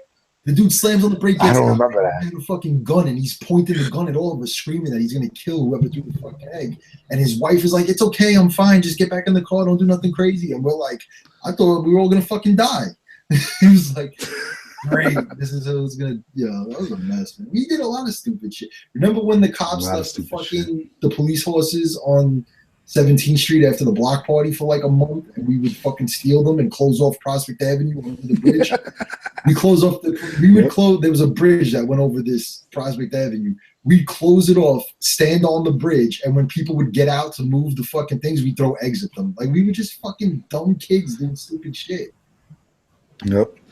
You know, but like, I feel like we never did it like maliciously. Like, there was no intent to hurt somebody. You know what I mean? No. Like, I can't, when, you know, doing all these stupid things, like, I don't ever remember having like these thoughts like, oh, I hope somebody gets in an accident. I hope, you know what I mean? I never once have I ever thought that, like, you know, while we did that shit, you know, because we, you know, when you're a kid, you don't think about these things.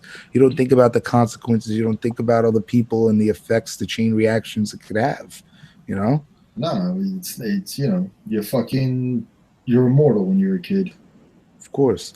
Plus, again, I think 9/11 obviously changed everything, but like before that, it was how Jim said it. Even when we were younger, before we started like hanging out in the park and drinking and stuff, you know what I mean? When we were younger, we would ride our bikes around. We would play basketball till all hours of the night. You know what I mean?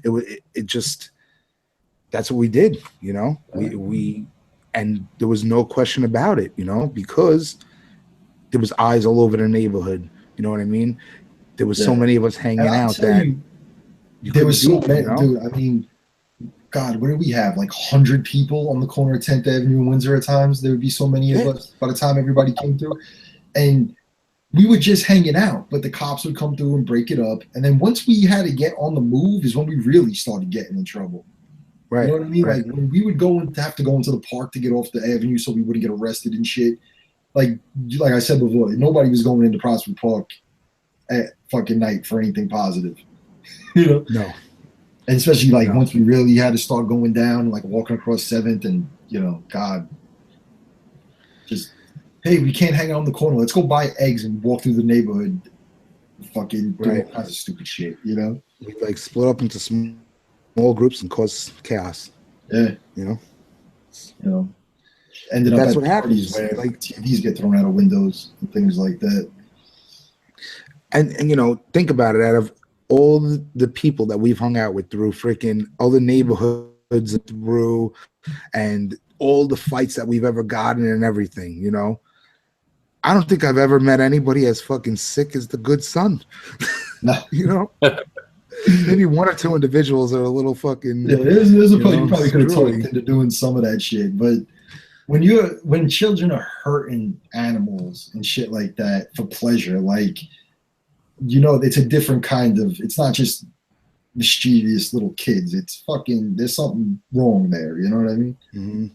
Like, I remember we got pet mice from the pet store on Prospect 9th Street. Yeah. So we all had like little white mice, and I remember me, Joey, and Donna, like, we would like put one on the end of a skateboard and then step on it and send it flying, But like, it wasn't like I was like, come on, let's stab this thing. Let's fucking kill this rat. You know what I mean? Yeah. It was more about, just like, haven't you ever taken a cat and flung it, like picked it up and like this and just went whoosh? I mean, we used to do it at Sean Emery's house all the time. I got no love for cats, so I ain't mad at anything that happens to a cat. The one thing that separates people like Macaulay and the Good Son and people like us, or normal people who don't have mental disorders, remorse. If we say that, normal. Yeah. Yes, remorse. He has no remorse for anything bad that he does. If we got caught doing something, like I said, we did stupid shit, but if I got caught or I thought somebody got hurt, I felt fucking shitty. Or, I didn't have that sociopathic behavior, like of the numbness. I felt bad. He doesn't. Oh, yeah. And that's what changes people. So you can do stupid shit, but who you are is how you're going to react to, what you do. And I'll never forget when we went down the block and found that little mouse and its brains were splattered all over the sidewalk, how horrible I felt. Yeah. That's the difference, It's crazy. I remember one of the mice, Balera, put a little because we used to dye our hairs and shit back then, put a little purple stripe on it, and it was like his little pet. And Joey Donana killed it. And Balera was devastated. Devastated. And I remember being like, that poor little purple mouse. But, I mean, is humans innately evil? I think there's good and bad in all. But some human beings, there's no conscience, there's no morality. Like, I do think we are programmed to be violent still. But having the filter to know when that shit's appropriate. You know what I mean? Right. That's evolution. We all have that animalistic behavior still in us, no matter what. That's why it's a fight or flight type thing. A lot of the time, it is. if something pisses you off enough, it's going to come out quicker in some, but no matter what, you're going to have that. We all have that mentality no matter what. And that's like I said, that's what separates who people are and how they're programmed. And yeah, evolution is made us be able to be normal, quote unquote, at a certain time. But if shit comes down to it, we're all still fucking animals, man, and it's all still in us. What they say, if the power goes out, you give people 3 days before they start killing each other for all kinds of food and shit, Yeah.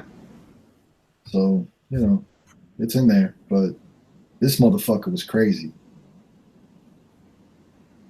Goddamn Macaulay Culkin. I just opened. Fascinated. Sorry, Jim. Just one more quick. That's why so many people are fascinated by serial killers and why they're so glorified in the media. And I think that's because it's so hard for people in today's world to fathom, because of how most minds, majority I would say, are developed, evolved to not do certain things, to see somebody do such crazy shit to another human being. That's probably why people like, the serial killers of the past, Jack the Ripper, all the way up to, the BTK killer, however you want to talk about, Jeffrey Dahmer, Ted Bundy, all them guys. They're like icons because of their mentality and how messed up they were. So rare to be able to have those mental capabilities to do such bad things, but it's also fascinating to try to figure out why. But it's just evolution. Their brains didn't evolve, and they were born that way. They're fucked up people.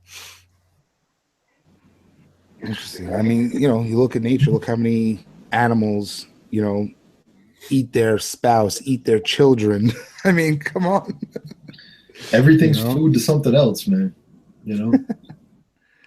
And to rope it back into the movie and the Culkins, I just opened up our live chat because you have to open up the actual thing. So when we're doing it normally, I don't see it.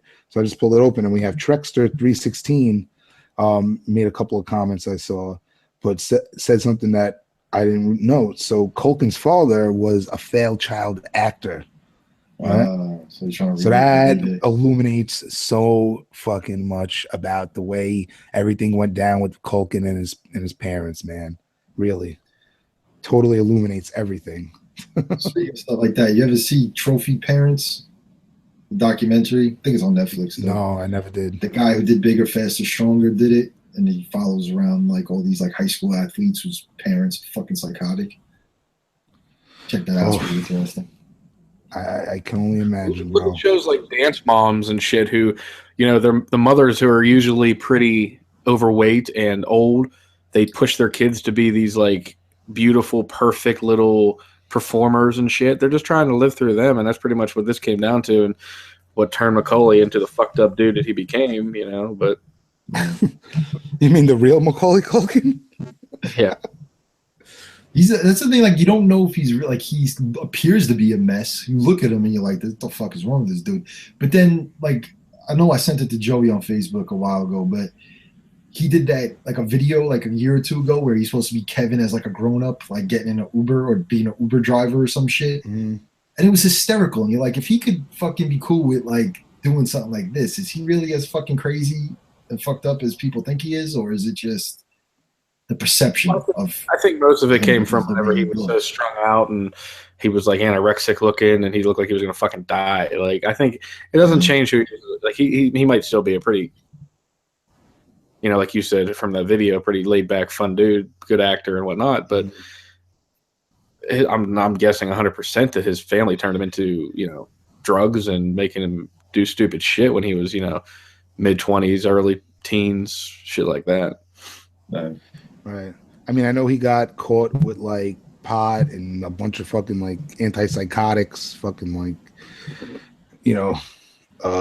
about 10 years ago, 15 years ago. So, I mean, I don't know, how far in depth he went down the rabbit hole when it comes to drugs, but I believe now he's doing fine, So, kudos to him, man. I mean, I could only imagine the shit that the kid experienced from such a young age and having to deal with Michael Jackson. Mike Jackson. Another fucking oddity, But, I mean, he took a huge break, Macaulay, from right after The Good Son. He did Get An Evening with Dad, Richie Rich, Page Master, and then that's it until Party Monster, which comes out 10 years later. I think this movie was like his parents dad or whatever, fighting for him to get this movie and making such a big deal of it that he wouldn't do Home Alone 2 if he didn't get it. Was probably their attempt at not getting him typecast as like the adorable little fucking kid, Thinking this would open up more doors for him, and they really fucking didn't for the most part. Yeah, well, I think that was the long term, Yeah. But I fucking remember when I was a kid, there was like some kind of lawsuit going on with, he like basically his parents were trying to take all his money and everything, Didn't he try to like emancipate himself from them or some shit? Yeah. I think he did actually too. So, that whole thing, money, power, shit, man. Feel bad for him, Yeah. Hey, shout out to him. He was one of the biggest child stars of all time, which is why he could take 10 years off between movies because he was so fucking rich. And he'll be living off the fucking. Go ahead, Jim. Sorry. No. Shout out to Trexter again. He made a comment about it reminds him of what happened to like Corey Feldman with the drugs and everything like that. But like I said, those guys are still alive and still here, so they can still do good work. But sadly, there were a lot of child stars that didn't. So we got to at least give it up to the fact that they're still fucking here. Right. Some of them. About the Feldman. Some of them. And, you got Corey Feldman, who is now, like, not holding his tongue anymore and talking about the fucked up shit that's happened in Hollywood, So maybe Macaulay will I mean, he's gone on the record to say nothing has ever happened with him and Michael, Yeah. But who really knows, man? I've been listening to some podcasts and reading about this. I don't know if you guys heard about the whole Franklin underground fucking government involved fucking child pedophilia ring. This whole thing that happened. No, it sounds like good fucking bad in the 80s. I talked about it on the last episode of Death by Podcast for a little bit. I heard you. I actually listened to the last episode. Yeah, I've been listening to the episodes in the car because I have a long commute, but it just takes me longer now because I don't have time to do anything. So it takes me like 4 days to listen to a 3-hour fucking podcast. But for those who don't know about the situation, basically, long story short, there was this guy named Larry King, not the suspended CNN guy, but he was in charge of the Federal Credit Union in Omaha, Nebraska, a small, people community bank or whatever. He embezzled $40 million over like the 15 plus years he was in there, but apparently eventually he was involved with this whole like fucking underground pedophilia child sex ring, and like high profile people in Omaha, Nebraska, and also fucking politicians and stuff were all involved, from the police all the way to the media. Everybody anyway, long story short, people were whacked. There's like, it's basically been brushed under the table. You could look into that for more, but the whole point I want to get here to connect with Michael is on I believe it was the last podcast on the left, they talk about this, and it's like, this guy Larry King, he had a room built in his office, in the fucking next to his office, that was only allowed for special friends. Now, this guy was a sick, sadistic fuck and walks the streets free today because he only got imprisoned for the money embezzlement. That Michael Jackson had this fucking room for his special friends too, right? So makes you think what really went down, But again, Culkin, I know for a fact that he, claimed that nothing had ever happened with him. He was never sexually molested or anything. So I think Michael Jackson was weird as fuck. but I know somebody like real close to me who I trust not to just be talking out their ass, who knew someone who knew the family of the first kid who came out and said that this happened. And apparently, from what this guy says, they were like kind of like con artists, like scammers and shit in the first place. And what this person was saying is basically he got so afraid when the accusation was made against him, he just threw money at the first kid to make it go away, and it made him look guilty, and then it opened the floodgates. Right. So, I mean, the guy's weird as fuck. Was he a pedophile? I don't know, maybe. But I've heard that from somebody I actually fucking trust, that they're not just talking out their ass. So I'm sure, who the fuck knows what actually happened. But the initial kid, I don't know if that actually went down. You know what I'm saying? Right. I can see something like that for sure. I mean, you get these people out there that just want to fucking, sue and get by on other people's money, so I could totally see that happening. And he's the perfect target for that. You know what I mean?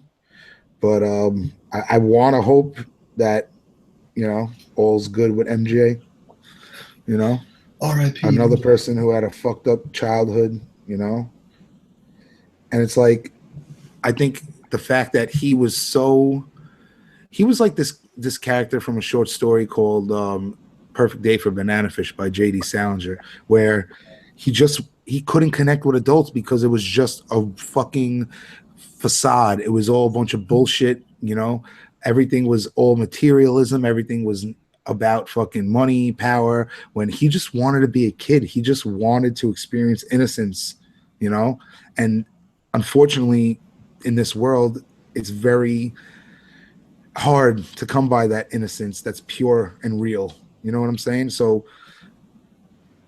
it's hard to believe that he was this, man who just wanted to, be a kid and felt comfortable around kids rather than the adults that were trying to suck the life out of him. You know what I'm saying? So I don't know, but let's round it home here with the good son. So let's take it to the end, right? We have the scene where the mother starts to be like, what the fuck's going on here? Something's up. Elijah tells her son is basically a sick fuck, and she starts investigating, goes up to the little shack that he always plays in. The dog shit out of him the first time. She does. She slaps the shit out of him. She fucking rocks it. Don't you ever say? I was like, whoa. What the fuck? Yeah. So then she goes in the shack. Yeah. Oh, no. Well, the whole ice skate scene happens, which I always thought was so cool when they show her like trapped under the fucking ice, and it's like, he's not trying, like he has his hand out like he's trying, but he's not trying at all to grab that fucking little girl. And then she kind of floats under the ice, and the lumberjacks come out of fucking nowhere with their axes and bust the fucking ice open. But the background cast to Frozen. She's in the hospital at night, and Macaulay Culkin rolls in, and you get the idea that he's gonna fucking like try to smother her or something. And the mother's sitting there. I'm thinking, like, how the fuck did he get to the hospital by himself? He's like a fucking 12-year-old kid in the middle of the night in Maine. You know what I mean? Like, that was just something that I noticed that always kind of fucking annoyed me. But yeah, that another iconic scene from this film, the hanging on the the treehouse. If I let you go, do you think you could fly? And that scene, iconic, right? When it comes to this movie. And speaking of that, we Jared from the group, he posted that this was let's see, he said he saw this movie so many times, each time better than the last. Some of the most chilling lines I've ever heard in a movie comes from Henry. I let you go, do you think you can fly? Don't fuck with me. That was dude, that was so emphasized, like Kevin McAllister said fuck, And Mom, I love you. I need your other hand. That scene at the end, and we'll get to that in a bit. What a fucking great movie. I can't wait to hear this in Fallen. So, and it was mine first. And that's, after the ice skating scene brings us to the shack, and the mother, she's looking around. You see a doll with a noose around it, and she's looking at it. and then she finds the rubber ducky, and that's when it's like it all clicks. So from there, he takes off, runs through the graveyard to the cliff where throughout the film, the mother goes to this cliff. And I guess that's like, where she goes to think about the son that passed and all that. So, what's it called? So they all end up on the cliff basically. And fucking Macaulay tries to push his mom off the fucking cliff, man. That's fucking crazy. Yeah, that whole scene is just wild. The idea of like, the whole mother's choice thing. She's got these two kids dangling. Like, then she kind of put together that and that's the, like, like the little narrated thing that Elijah Wood says at the end. Like, I wonder if she had to make the choice again, but she did the same thing. It's your fucking kid. Miserable little shit, but it's your fucking kid, especially for a mother. Like, it had to come out of you, Yeah. I mean, it's tough, it's she's sitting there. She has on one hand her perfectly innocent nephew, who we forgot to mention, he thinks is his mother somehow reincarnated spiritually. She should have reincarnated with a fucking dope prototype sports car. That would have been a movie. Yeah, right? That would have been sick. But so then on the other hand, you have your son who, killed your baby, put your other daughter under frozen ice, and I don't know, it never gets said, they don't realize that he was the kid who did all the shit with the body thrown over and the dog. Like, that stuff never comes back into play, which is odd because they're in this tiny small town in Maine, and you think shit like that would be all over the place. So ultimately, she ends up choosing Elijah, and Kevin McAllister falls to his death at the rocks below. Body whisked away in the ocean, and then they embrace, and it cuts to one last scene, a small epilogue. And I think you said what they said there, James. You have, how the movie opens with Elijah standing in the desert. Now, is that real or is that a dream? I'm not sure. It's like literally Elijah by himself in the desert. I don't know. But anyway, and you get a voiceover where he basically asks, if she had the choice again, would she do it? Would she make the same choice? So it leaves you, questioning, because think about it. Now she has to move on with her life with the loss of 2 children. And going back, would she make that choice again? Maybe there's hope and redemption, getting this kid back on the right track. But, all in all, that's the film, guys. I think we went down some interesting paths in this conversation. But shall we? Yeah, man. Wrap it up. All right. Jim, let's get your rating to start off with. All right. No, it was like I said, we've aside from Mr. Ebert's, I think we all agree so far that this is I don't know your reviews yet, but this is a pretty decent film. We obviously it took us down paths, so obviously it wasn't, meaningless. It definitely had a lot of commentary in it about, children and all that, how evil people can be, and no matter what age you are, you can still be a pretty messed up person. It's definitely a watch for me that I haven't had in a very, very, very long time. And it was interesting to go back and watch it again and see if everything held up and memory held up. But finding it all,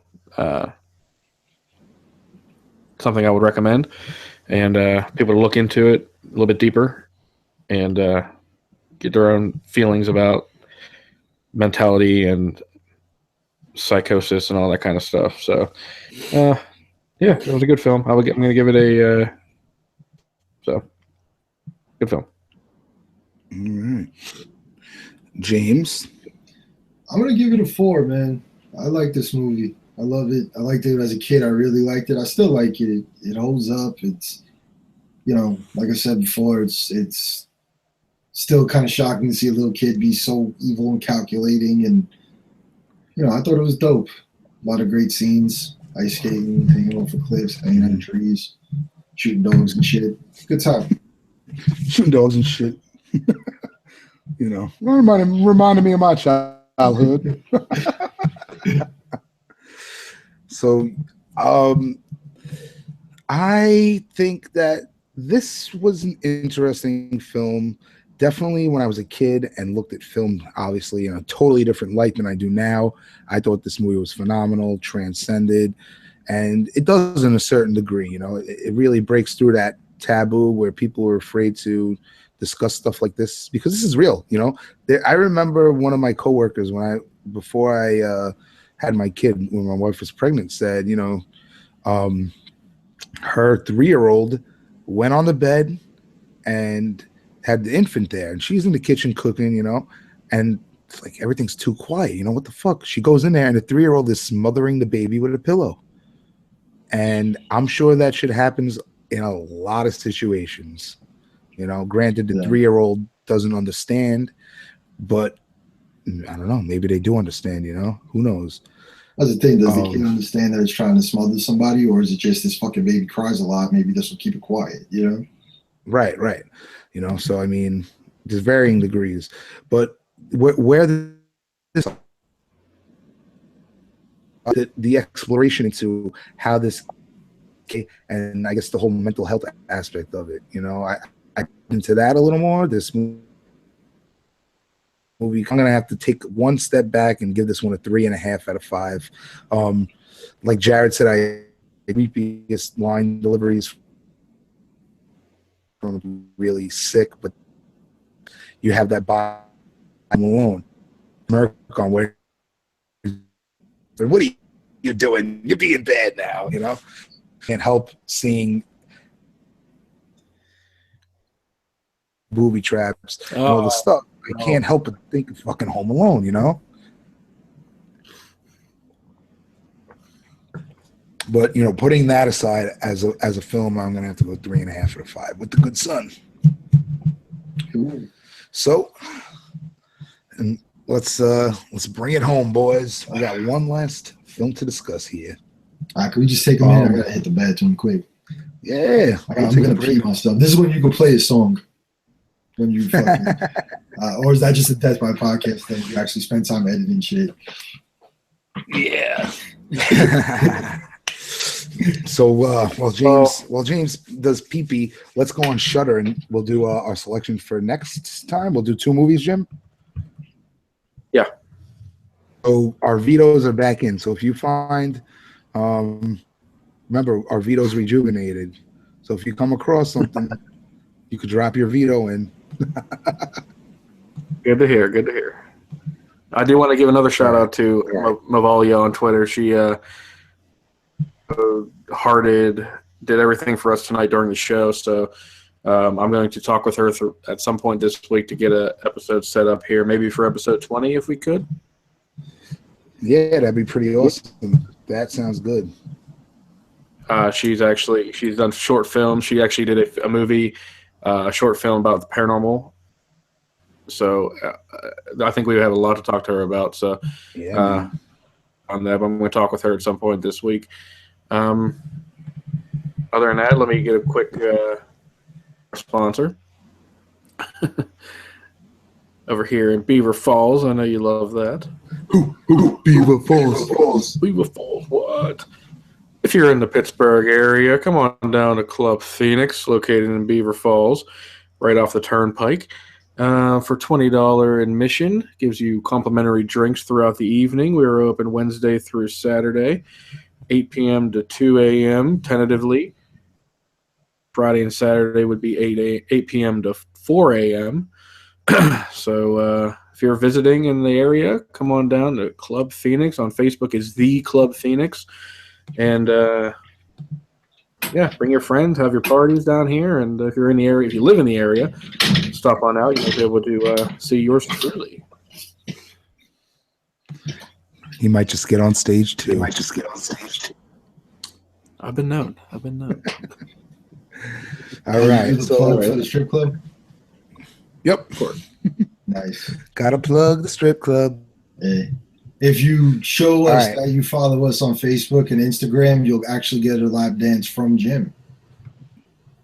Yes. Yeah, Mention Slice Dreadcast at the door. Mention Slice Dreadcast at the door, and let them know that you're actually hearing about them on our show. And if you are listening to us or watching us on YouTube, please don't hesitate to share, follow, tweet, all that good shit. Like us on Instagram. And iTunes review. Yes. Leave us an iTunes review. That'd be great. Horrorphilia.com. Look for us over there. And Twitter is at Horror Dreadcast on Twitter. All right. So before we go in, the gimp suit from Pulp Fiction. I wear that all the time. Yeah, unzip the mask to talk right now for those listening on the podcast. Oh god! I got the bit in my mouth and everything. I'm just. Oh shit! Bruce Willis will be here soon. All right, go ahead. Bruce. All right, so baby James. Yo, we before we do Fallen, we're going to, do our selections. So let me get a number between 1 and 27. 13. Lucky 13. Fun place. Too bad they are now located. Well, not too bad, but anyway, Lucky 13s. They're a good spot. All right, a 5x5 pick. Let's get a 5x5 pick. 4 and 4.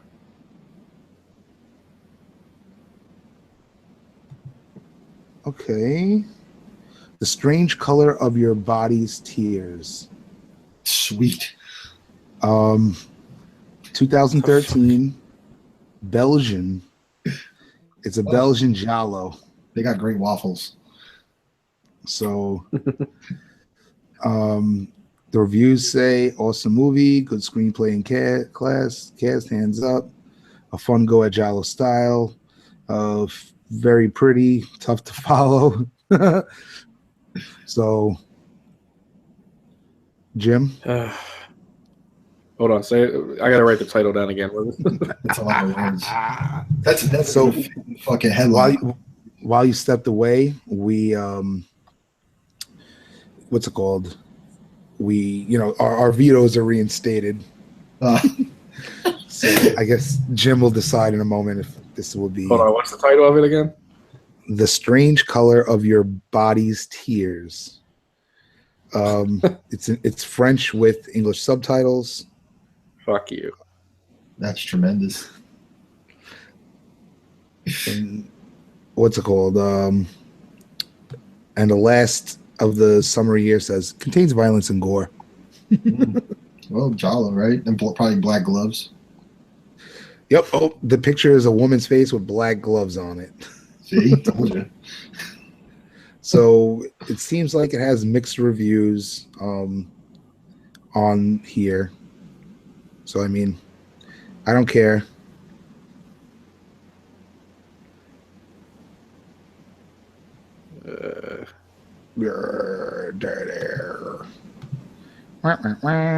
So in the meantime,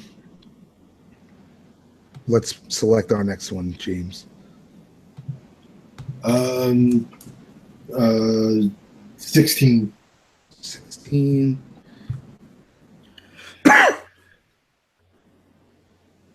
All right. 5x5. Ooh, zombies on here. 2 and 5.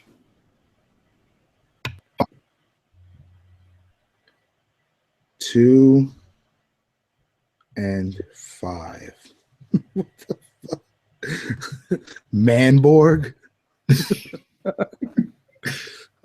Another 2013 film. Manborg. Yeah, this outrageous sci-fi actioner, the armies of hell have taken over the earth, and all that stands in the way of the villainous Count Draculan and humanity's total extinction is a motley crew of misfits led by the mighty Manborg, a warrior who's half human, half machine, but all hero. Well, that should get you excited, Jim. Oh, shit.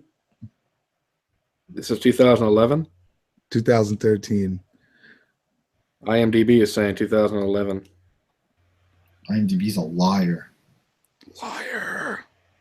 A soldier brought back to life as a cyborg fights alongside abandoned adventurers against demon hordes in a dystopian future. Dystopian's a good word. Jim is not going to be happy. Listen to me, okay? I'm sorry, but for a slice and dice Dreadcast, action, adventure, comedy, fantasy, sci-fi. Come on. It's going to be a fucking action movie, dude. How about we do this? Right here on my screen, we have a whole bunch of movies. We have fucking Shudder. So this came up on Shudder. So I know my co-host Jim has an issue with this, and I agree. And I want to make him happy. So you know what? From now on, we're going to strategically pick our movies off the streaming services then, because I think it'll make you happier, and you'll be ready to. You won't be such a cranky fuck all the time when you're on air. God. Yeah. There you go. What do you think? I think you guys should only do. I'll just randomly browse through it, and be like, "Oh, how about this movie? How about Zombie Holocaust?" You should do dumplings. You want to do dumplings? Dumplings? Don't know. All right, if we're gonna look, listen, okay. If we're gonna get real here, fuck it. Listen. Yeah, we're getting real. Let's go. Because I know you don't agree with it a lot, 100%.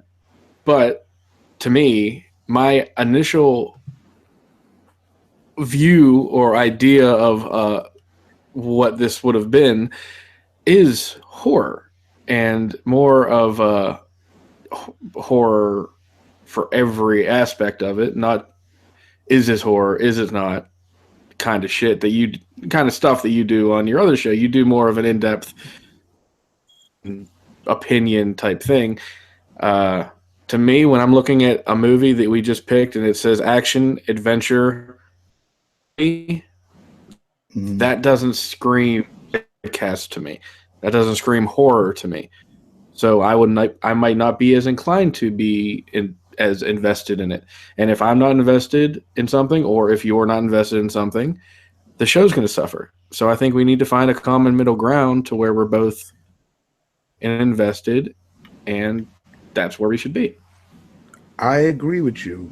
Almost the one thing about it is, I like the whole random aspect and the fact that we've come across films that I probably would have never came across otherwise, So I really find that interesting. But I do agree with you 100%. I do. Love the roulette thing when it's actually horror coming up. Right. Agreed. All right. So, the thing is, we don't want to sit here every episode and spinning the wheel over and over. So like I said, how about on what's up? I was gonna say, is there a way you could, I don't know how Shudder really works other than just clicking on shit, but is there you could set up a wish list or a playlist or something where you could go through Shudder's menus, pick out a bunch of shit you might be interested in, and then randomly pick it from your list? Yep. That's a great idea. There's my list. So this is why I need to be on the fucking show, man. No, but I mean, even Netflix separates it suspense horror, thriller, gory horror, funny comedy horror. They separate it like that. So I mean, they have sections here too. Now, for example, they have a lot of sections actually. So we can go Maniacs, Bites, right? Bites is fucking, it's got teeth marks, A horror, right? So this is Asian horror, right? Alien Intruders, Bad Genes and Killer Kids, Bobathon, so Marvel Baba films, right? Eco Terror, Flesh Eating Frenzy. So they have all this kind of shit. So, maybe we can go into one Subgenre, and then we need do to look 2 into films. Not just yes. Look, we need to look into subgenre sections instead of just the one section that encompasses every fucking thing. We need to subgenre this stuff with our picks.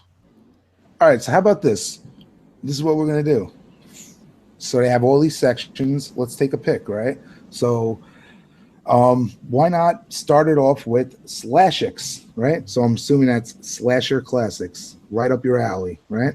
Yeah. So we'll explore the collection Do here. they have a Kane Hodder section? And there's 1, 2, 5, 10, 15, 20, 25, 26, 27, 28. 28 movies on the list. 28 movies on that list, right?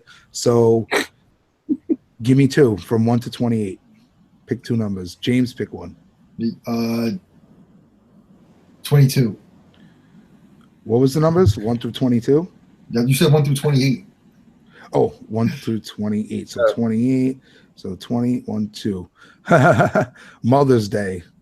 No, that's 21. Sorry. 22. Deep Red, which was covered on Death by Podcast. Close enough. Right? You already Mother's Day covered on Death by Podcast. Actually, Dose of Terror. So we got Pieces on here. We already did. What about Maniac Cop? Madman.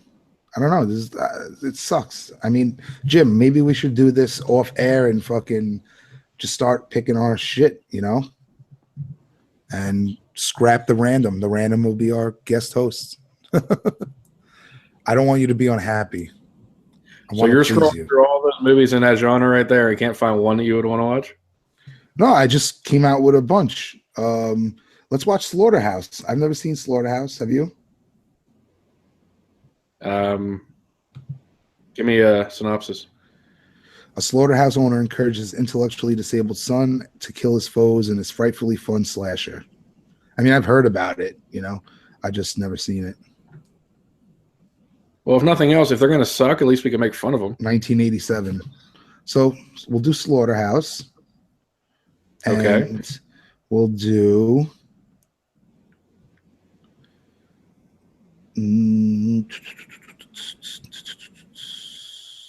Do they have a section for bloody tits? Yeah. That would be very, very nice. We have... Let's fucking go with... Is there a teen campy section? They got Maniac, the original. That's good. Want to do Maniac? Yeah. All right. So there we go. For the next Not episode, the one with Elijah Wood, right? Not the one with Elijah Wood. Original. Okay. All right. So Slaughterhouse and Maniac. Boom. Sound All good? right. Why not? Feel a little better. Some 80s slashers for you? Well, it's not going to be a fucking action adventure comedy. I'm kind of I'm happy. Excellent. All right. Yeah, So- this will be for episode 19, and with Jerry Herring on board. okay, All and right, sweet. yeah, after that, episode 20, we'll try to plan something decent for the fans, and hopefully have our special guest on that I've been speaking with tonight. So we'll get that lined up. Horror short film director, actor, director, all that. So, yeah. All right, dude. Beautiful. So now we're gonna officially bring it home. All right. Have fun, guys. After a song, you gonna put a song in? I think you should because it's my special day. I'll tell you one later. I'll think of something. Oh, all right. If I put a song, it's not coming out tomorrow. That means I gotta boo. take time to edit it. Take time. So Come on, Jeff. You got all the time in the world. What are you talking about? Oh yeah, plenty of time. I just gotta be up in less than 3 hours. Yeah, me too. Actually, I gotta drop my mom somewhere in the morning, but then I can go home and go to sleep. So You two better wrap it up then. All right. Although I have a feeling we'll be here for at least 20 more minutes, which is not a problem. So let's go into the last movie, which is Fallen over you. So, James, did you see this one in the pavilion? I don't think, no, I didn't. I actually didn't hear about this till later on. And I was surprised because I was actually a big Denzel Washington fan. I've been since I was a little kid. I saw Glory for the first time. Mm-hmm.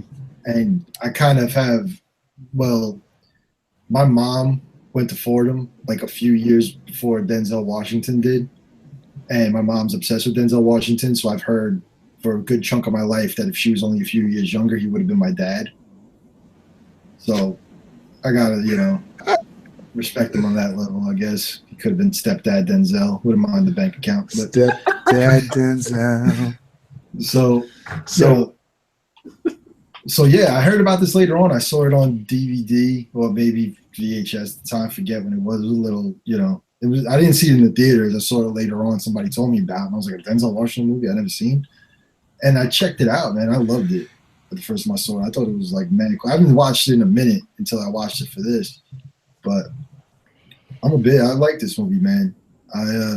I could get if it's not everybody's cup of tea because it is kind of slow. It takes its time. But I dig it. I like it. I saw it in the movie theaters when I was freshly 13.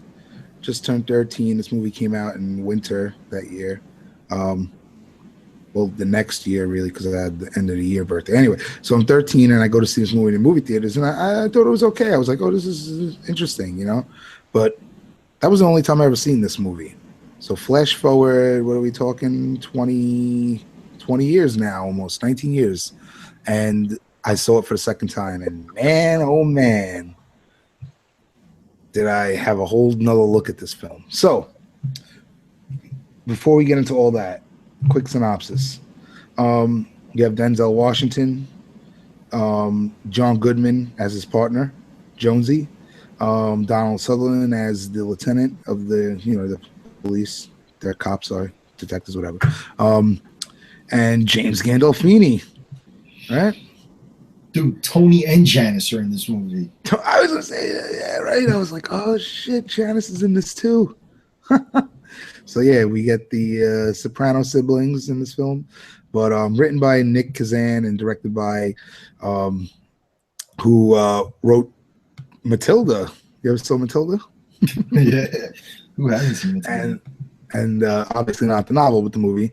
And then what's his name? Directed by Gregory Hoblet, who did Primal Fear, which I also saw in the Pavilion. I saw that in the Pavilion. And Heart's War. No, he produced Heart's War. So yeah, I don't know what else he directed, but he directed Primal Fear. So, he has a couple movies. Frequency, that was the other one he did. You ever saw Frequency? Yeah. That was a pretty cool one. So anyway, this is now, I've been listening to a lot of podcasts lately, like Exploding Heads, where they've been talking about, 90s, right? Because the 80s horror, we all know about the 80s. And then the 90s is this weird decade for horror, right? Everybody, I think, anchors in with Scream, right? Because Scream was mid-90s, I believe 96 Scream came out. Yep. So like the whole slasher, boom of the 80s is done. You have the supernatural horror from the 70s that kind of died out in the 80s. What was left over, like Poltergeist and a couple of those films, that's died out, right? So what do you have going on in the 90s? You have a bunch of weird shit. You have like Wishmaster, Candyman in the early 90s, right? But not that they're horrible movies, but it's just like a different feel to it, the 90s horror. But what the 90s also has is a bunch of these like The Good Son, psychological thrillers, I want to say, that border the horror genre. Would you guys agree with the statement I made? Yeah. Yeah. I mean, gotcha. Fucking Seven, all that kind of shit. Well, the slasher craze was dying out after '89. I mean, that was a well-known thing, and studios didn't want to make any more. They weren't producing a lot of revenue, And then Wes Craven came out, like you said, Scream really, what you can look back on is what started the slasher craze again. And that was 96. So, yeah, it was. You had Silence of the Lambs come out in 1991, and that set the bar so high that I think all these other films like tried to like mimic that whole psychological horror and just couldn't really. I mean, In the Mouth of Madness, I think nails it. You know, that's, I would say, horror. But let's look up until Scream. You know, you have Candyman. Like I said, you have Wes Craven's New Nightmare, Army of Darkness. I don't remember if it came out, but Dusk Till Dawn came out around that time, right? Tremors, 1990. Bram Stoker's Dracula, People Under the Stairs, Interview with the Vampire. You know, you have these, you know, they're solid horror films, right? But a lot of them are things that have been done already, right? Dracula. How many times has Dracula been done already? You know what I mean? We're talking about Wes Craven's New Nightmare. This is Freddy Part 7, right? So you get Freddy's Dead and Wes Craven's New Nightmare in the early part of the 90s. You know, but then again, like I said, you get movies like The Frighteners, you know? You get movies like what's another one from the early 90s that is like a weird offbeat fucking movie? Oh, fuck. Anyway, you know what I'm trying to say, folks, right? But then after Scream, you start to get some things like I Know What You Did Last Summer, The Sixth Sense, right? The Faculty, Halloween H2O, Urban Legend, Stir of Echoes. You know, you start getting all these other, you know, there's the shift has changed again in the 90s. So in the 90s, it didn't really have this identity that I feel like the other decades had. So, you know, you have this little movie now coming out in 1998, Fallen, where, you know, there's a supernatural element involved to this film, right? There's murder involved to this film. So right away, you can chalk it up in the horror genre. You know what I'm saying? But anyway, as far as historical context of the film and everything comes into play, you know, this is obviously a mainstream Hollywood film. So, you know, it's not going to be a full-blown horror film, but it does have the elements to it. Now, I don't want to go, you know, scene by scene how we kind of did the other ones, but ultimately just get our encompassed ideas. So, James, you experienced this one on DVD later down the line, right? Is this your second watch since then, or is this? No, I've seen it a few times. I actually ended up owning it, and then I watched it a bunch. When I first met my wife, we watched it together, and I haven't seen it in a few years. But you know, it's something I enjoy. Just as like a detective, like cop movie in general. If you take the paranormal thing out of it, I enjoy it on that level. Denzel got a pretty sweet Averex jacket on point. I just thought it was cool, man. I really thought it was interesting, this movie. You know, I think that the way it was done, the way it slowly unravels works. You know, it's definitely a slow burner, and by the end there's a solid payoff. And I totally did not remember any of this storyline, like as far as what motives, what was going on. I couldn't. The only thing I really remember from seeing this movie is John Goodman and that scene that is amazing, where it's like he's just torturing him outside the police station, going from person to person. Holy shit. So I'm like thinking, yo, they really encompassed a real sick bastard to be the bad guy here, you know? I mean, this dude is all about psychological torture. Yeah, in that scene, they actually hired a dance choreographer to make that thing work out the way it did, as far as going from one person to the next and getting, you know. talking and That's all. why it I must have been also, so fluid. yeah, they get together. I also like the way they filmed it. Like it was kind of just one continuous camera shot, you know, Hmm. other than a bunch of cutscenes and shit. Yeah, it was done well. It was definitely done well.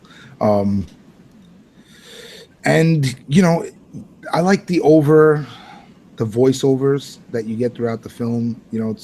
But there was a couple of parts where it was like, I have it in my notes. I don't even want to open my notes and start going down that rabbit hole. But I just want to talk about it real quick.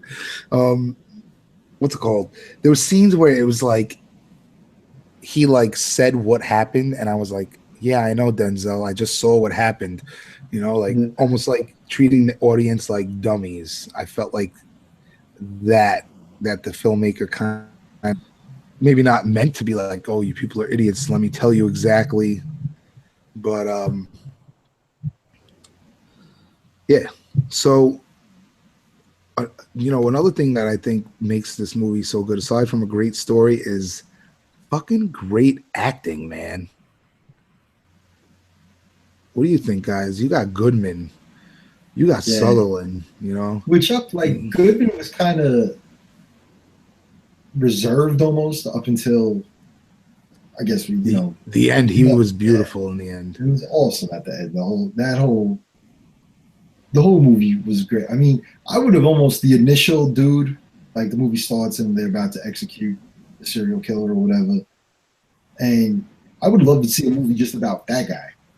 You know what I Yeah, mean? yeah, Like yeah. the demon in that guy. Because this is like a thing about possession. I don't even know if we said it yet, where there's a demon, Azazel, that could move from one person to the other by touch.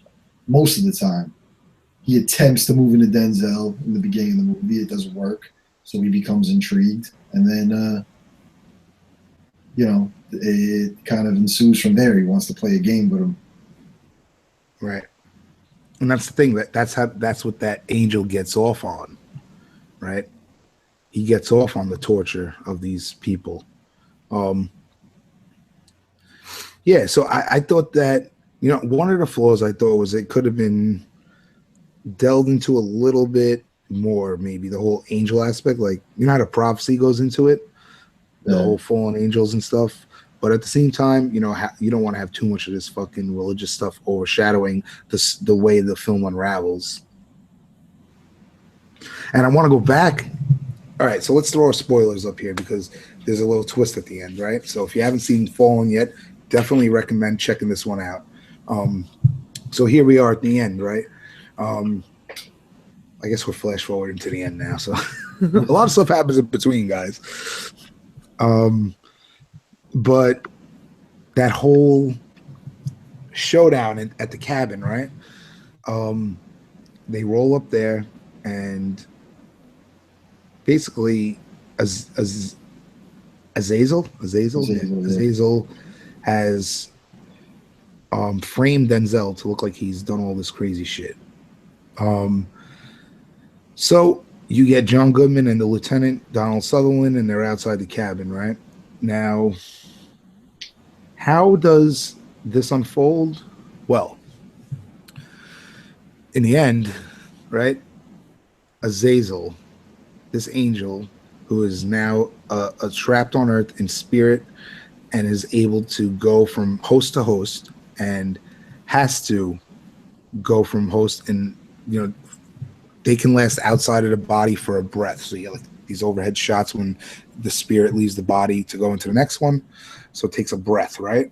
So the whole concept is to trap him alone and excuse me, get him stuck outside the body till he dies. So what happens is, they basically John Goodman is Azazel, shoots Sutherland, the cop, and now it's just Denzel and him, right? So Denzel, what did he do? He poisoned himself? Yeah, he poisons himself with the He cigarettes. poisoned himself, all right, with the lace cigarette. And John Goodman dies.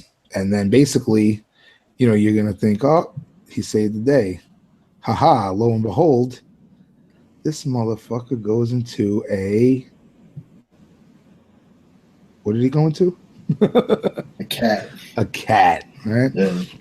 So earlier in the film, you see he was a cat in the police department, and he goes into the cats. And it turns out the voiceover throughout the film was Azazel and not Denzel. So now I want to go back and look at all the voiceover and check that out, right? Am I right? Is that how it played out? Yeah, man, basically. You know, because there was a lot of voiceover in this film, you know, so it makes me wonder, because I can't really remember offhand, like, you know, I didn't pay like 100% attention to the voiceovers where I could be like, oh, is that the other character? You know, I have to sit back and really now look at it, because I did not remember that plot twist. I remember the cat. I'll never forget the cat walking out of the woods, but I didn't remember it until it was over, you know? Yeah. Now, one of who's from the group posted it? Chris from the group posted that this is one of his favorite movies. Pretty cool, dude. Love to hear why. So yeah, that's the film in a nutshell. I'm sure we could open up and really dive into it. I mean, let me just do a quick note scan, because I know I had some things in here. Yeah, I'll say I've always liked the way they filmed it. It's kind of a dark movie, and it is slow, man. It's like you're not gonna get blood. I think there was one jump scare in the whole movie when he's in the cabin and the roof kind of collapses on him. Yeah. And apparently that was added to the movie after the fact, because when they screened the original, the theater they were screaming it in, during that scene, somebody left and the door banged real loud, and the whole audience jumped at the door banging, and the studio was like, all right, we need to put something in there, because that kind of set a tone to get a reaction from people. But I like when you're seeing through the eyes of Azazel. It's filmed differently. It's like fuzzy, and it kind of moves weird. It's like a lens, some kind of lens, altering lens. When it goes into there's two children that it goes into, and I thought those two kids did a pretty good job at being creepy little fucks while they were possessed. Yeah, I mean, just sitting here watching him kind of pick this thing apart and meeting, there was a detective ahead of him that was kind of on the trail of this thing, and, you know, it was believed he committed suicide. Right. You know, Denzel hooks up with his daughter and all that shit, and kind of gets the whole story of what's going on. But, you know, it takes you on the whole ride of how he figures this thing out and then what he does about it. And I just really enjoy it, man. Yeah. One thing that I thought about that was great about the ending was, excuse me. I know I brought up Chekhov's gun before, right? But, you know, at the end, there's like multiple Chekhov's gun, because you know he can go into a cat. You know he could go into animals, right? You know he likes to sing, right? And you know he's left-handed. So you have like these three things to identify him with, and you know they're going to come into play, but you don't know which one and how it's going to identify. So you're up there in the mountain. You don't know who's who. So I thought the way it ended, you know, was fantastic. I definitely didn't see that twist coming, and that was the second time around. So that's a good thing. You know, when people say that there's no suspense in this movie, I don't understand what they mean. I mean, some people are kind of wired to need more in your face type shit. You know, they want to either see a demon or see blood. Like, they need to see shit instead of just sitting back and enjoying it. I mean, the way this unfolds, you know, this unfolds, and, you know, he's one of these cops that's like to the T. You know, in the beginning, Gandolfini's talking about cream, and I'm like, what the fuck are they talking about cream here? And all I could think about is it's about Wu-Tang. Is that like the? Yeah, I guess. I mean, I got the understanding of what it was. I don't know exactly what the fuck. You know what I mean? Because you remember when they're sitting at the table, him in the beginning, Denzel, Gandolfini, and Goodman, right? They're like at the bar, and they're talking about like crooked cops, you know? And he's like talking about, you know, cream. He's creaming. He's cream. He takes the cream, and I was like, what the fuck are they talking about? So it's cream that has to do with like cookie crock. I thought cream was money.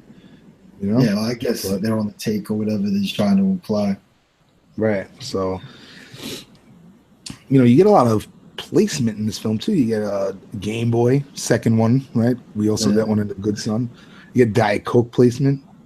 You get both Geno's and Pat's steaks, so we know it takes place in Philly. Yeah. So that was cool. It was funny how the guy at Pat's King's of Steaks, he tells him to shove it up his ass. That was his boss, I think.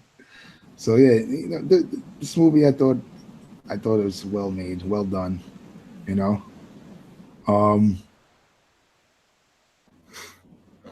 What about Web Crawler? 1997, he was Googling shit. I was like, holy shit. That was funny. Web Crawler. Yeah, that's even the train station. His name was Willoughby. For like what the fuck did you just? This thing is on a timer. The light. Oh, I was like, I thought like the fucking demons came to the house. All of a sudden, Joe was in the dark. I was like, what the fuck is happening?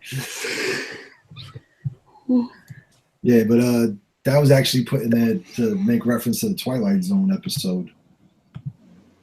Willowboro, whatever. God, I can't think of it now. It's pissing me off. I forgot what we were talking about. The train station in the movie is named Willoughby. What's the Twilight Zone episode with the freaking train station? With the train station? I don't know. Twilight Zone episode with the train station? I don't know. But anyway, yeah, I think this is one of these films that gets under the radar, for 90s. And I don't know if I would call this a horror film. Let's bring up that question, and then we'll wrap it up with ratings. So we talked about these three films, The Wraith, Good Son, and Fallen. Now, they all tread that line that we always discuss in the group. Is this horror or not? So let's start with The Wraith. Horror film? I don't think that film even knows what the fuck it's supposed to be. I mean, it deals with somebody coming back from the dead, And I guess because of... See, I don't even know, because the way they kill, it isn't bloody or gory in the movie. Right. It's just explosions. Yeah, I mean, it has a supernatural element to it, but is that enough? Like, I've never considered The Crow to be a horror movie. No. And that has a supernatural element to it. Yeah, I think Crow is action. Yeah, I'd say like an action movie. So I'm going to have to say no on The Wraith as a horror film.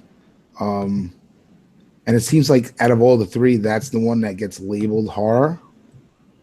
I think maybe because of that whole slasher feel to it, mystery behind the killer and all that, it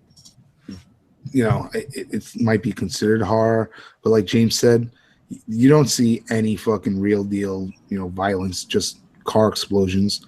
I think it's rated PG-13, the film too. So, it's, and like I said, it doesn't really know. It's like the sci-fi teen slasher, really don't know how else I would describe it, but I'm going to say no, just because, you have a stalking killer, and this killer is a good guy. Doesn't have that feel to it. So and that might be why I never heard of this movie before. I can't believe I never heard of this one. So yeah, I'm gonna go no horror for this one. The Good Son. What do you guys think? I don't know. I guess. I'm gonna say no. No. Yeah, I don't know. Well, Like is the Silence of the Lambs horror? I'd say yes. I mean, it's you're dealing with serial killers. Like there's some people, if it doesn't have a ghost or a demon or fucking tons of blood in it, are never going to consider it horror. Right. You know? But like, you know, what about fucking these movies that came out in the 50s that don't have a drop of blood in it and is considered horror, you know? Well, that's the thing. One of my favorite movies is fucking Rosemary's Baby, and that's not a bloody movie, and even the supernatural element of it you don't really see. You know what I mean? Right. But I think what makes it hard is that it encompasses that dread, that fear, that anxiety that Rosemary goes through. Which is kind of like what happens in here. You know, it has the psychological element. Yeah, the falling. So, that's why, like, I could almost understand somebody who needs more of an upbeat. I don't even know if upbeat's the right word, but who needs to see shit more, not liking the falling. You know what I mean? Right. But I could enjoy a movie like Rosemary's Baby where it's more of a psychological. It's what you think and feel, and you know. So right. But at least Rosemary's Baby had to do with the devil and shit like that. Like, it had an evil aspect that made it horror. See, but this has an evil aspect too. Has, I mean, it's a demon basically. It's a fallen angel. That's wait, hold on. So before we go to Fallen, I say the Good Son's horror movie. Yeah, I can see it. I think because it totally encompasses that dread, that fear, that anxiety, and you see it in Elijah Wood. He keeps his composure, and by the end, he's losing it. You know, he doesn't know what to do anymore. Good Son is horror thriller, I would say.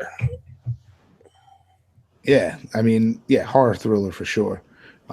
Just like Green Room, horror thriller. You know, it's not supernatural, but it's definitely crosses that line. You know, when you have kids killing kids, you know, and being malicious, yeah, that's gonna be in the horror genre. And you know, watching this film now that I had kids already, like, it also resonates so much more different. Like, I really felt that mother's pain, you know, like I felt so bad for her, like horribly bad for her. You know what I mean? Like, I was just having crazy images while I was watching this of the baby in the tub, and they didn't need to show it, but I was thinking it. So yeah, I'm gonna have to say horror for this one. And The Fallen, back to that one. James, you say yes for horror? Yeah,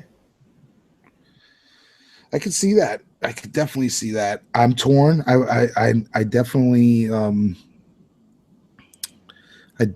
want to say horror, but I think it leans too much on the mystery / police procedural aspect of it. Yeah, you get the supernatural, you know, but aside from that, and you know, Denzel, now his progression to the end, right? He doesn't really go spiral out of control. You know what I'm saying? Everything's under control with him. Yeah, let's break out the window, kid. Let's go. You know, and he like knows the exact time to tell the kid about the father. You know what I'm saying? Like, so there isn't this like sense of, even though there's a sense of urgency, there's not a sense of fear. Like, I feel like Denzel has this under control. You know what I'm saying? Yeah, he was too cool to let it shake him. Even when at the end, when he's basically gonna kill himself to get rid of this thing, it was kind of done in a like, see, I got you, bitch. Like, it was never like he never comes across as like fully in fear, almost. Right. So, you know, I know this is definitely a dark one, but I don't know if it totally crosses the border into horror territory. So I'm gonna have to stay on the thriller side of things with Fallen.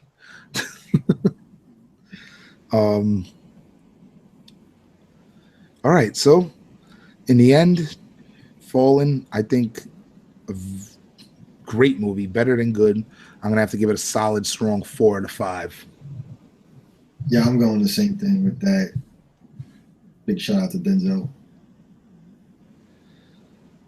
Yeah, well, and that's the end of the episode, eh? Yeah, man. It was good to be back. Miss you fucking guys. Hope I could jump in more often. We'll see what goes on. So, but I'll still be doing the Instagram page. Not that Joey will promote it on anything. Oh, I will try now. I will try. Yeah, I you just got clicked it. on there for the first time in a long time and followed a couple people. So we'll see. All right. So next episode, we have Slaughterhouse 1987 and Maniac 1980. We'll probably reverse it though when we do it. Chronological order. Fuck it. And we'll have Jerry Herring on the next episode. So again, you never know what the fuck's gonna happen on Slice and Dice Shut Dreadcast. up. We retooling it again to 2 episodes, and we'll try to get a little more horror-centric films. So, And James? maybe some straight devoted, like we were talking about the paranormal activities and things like that Yes. coming up for special. Constructed episodes, right? Constructed episodes. All right. Yes. Well, on that note, James, again, thanks for coming on. Hopefully, you'll have a chance to watch one of these slashers. I know one is only 74 minutes, I believe, or 80 minutes or whatever. I'll try to grab Anything one. short. Anything that's short. Actually, loving the shorties. No, they're both 86 minutes, so hour 24, hour 26. If you could squeeze one in, drop us a voice, Yeah, and definitely. we'll be on the next episode. See what goes on. Try to figure it out. All right, folks. On that note, I don't even want to hang up. I want to stay on and talk to you. All right, we're out for real. All right. Jim, Peace, people. James, thanks everybody for listening, and we'll hear from, you'll hear from us Good night. soon. Look for social media. Ciao. All right.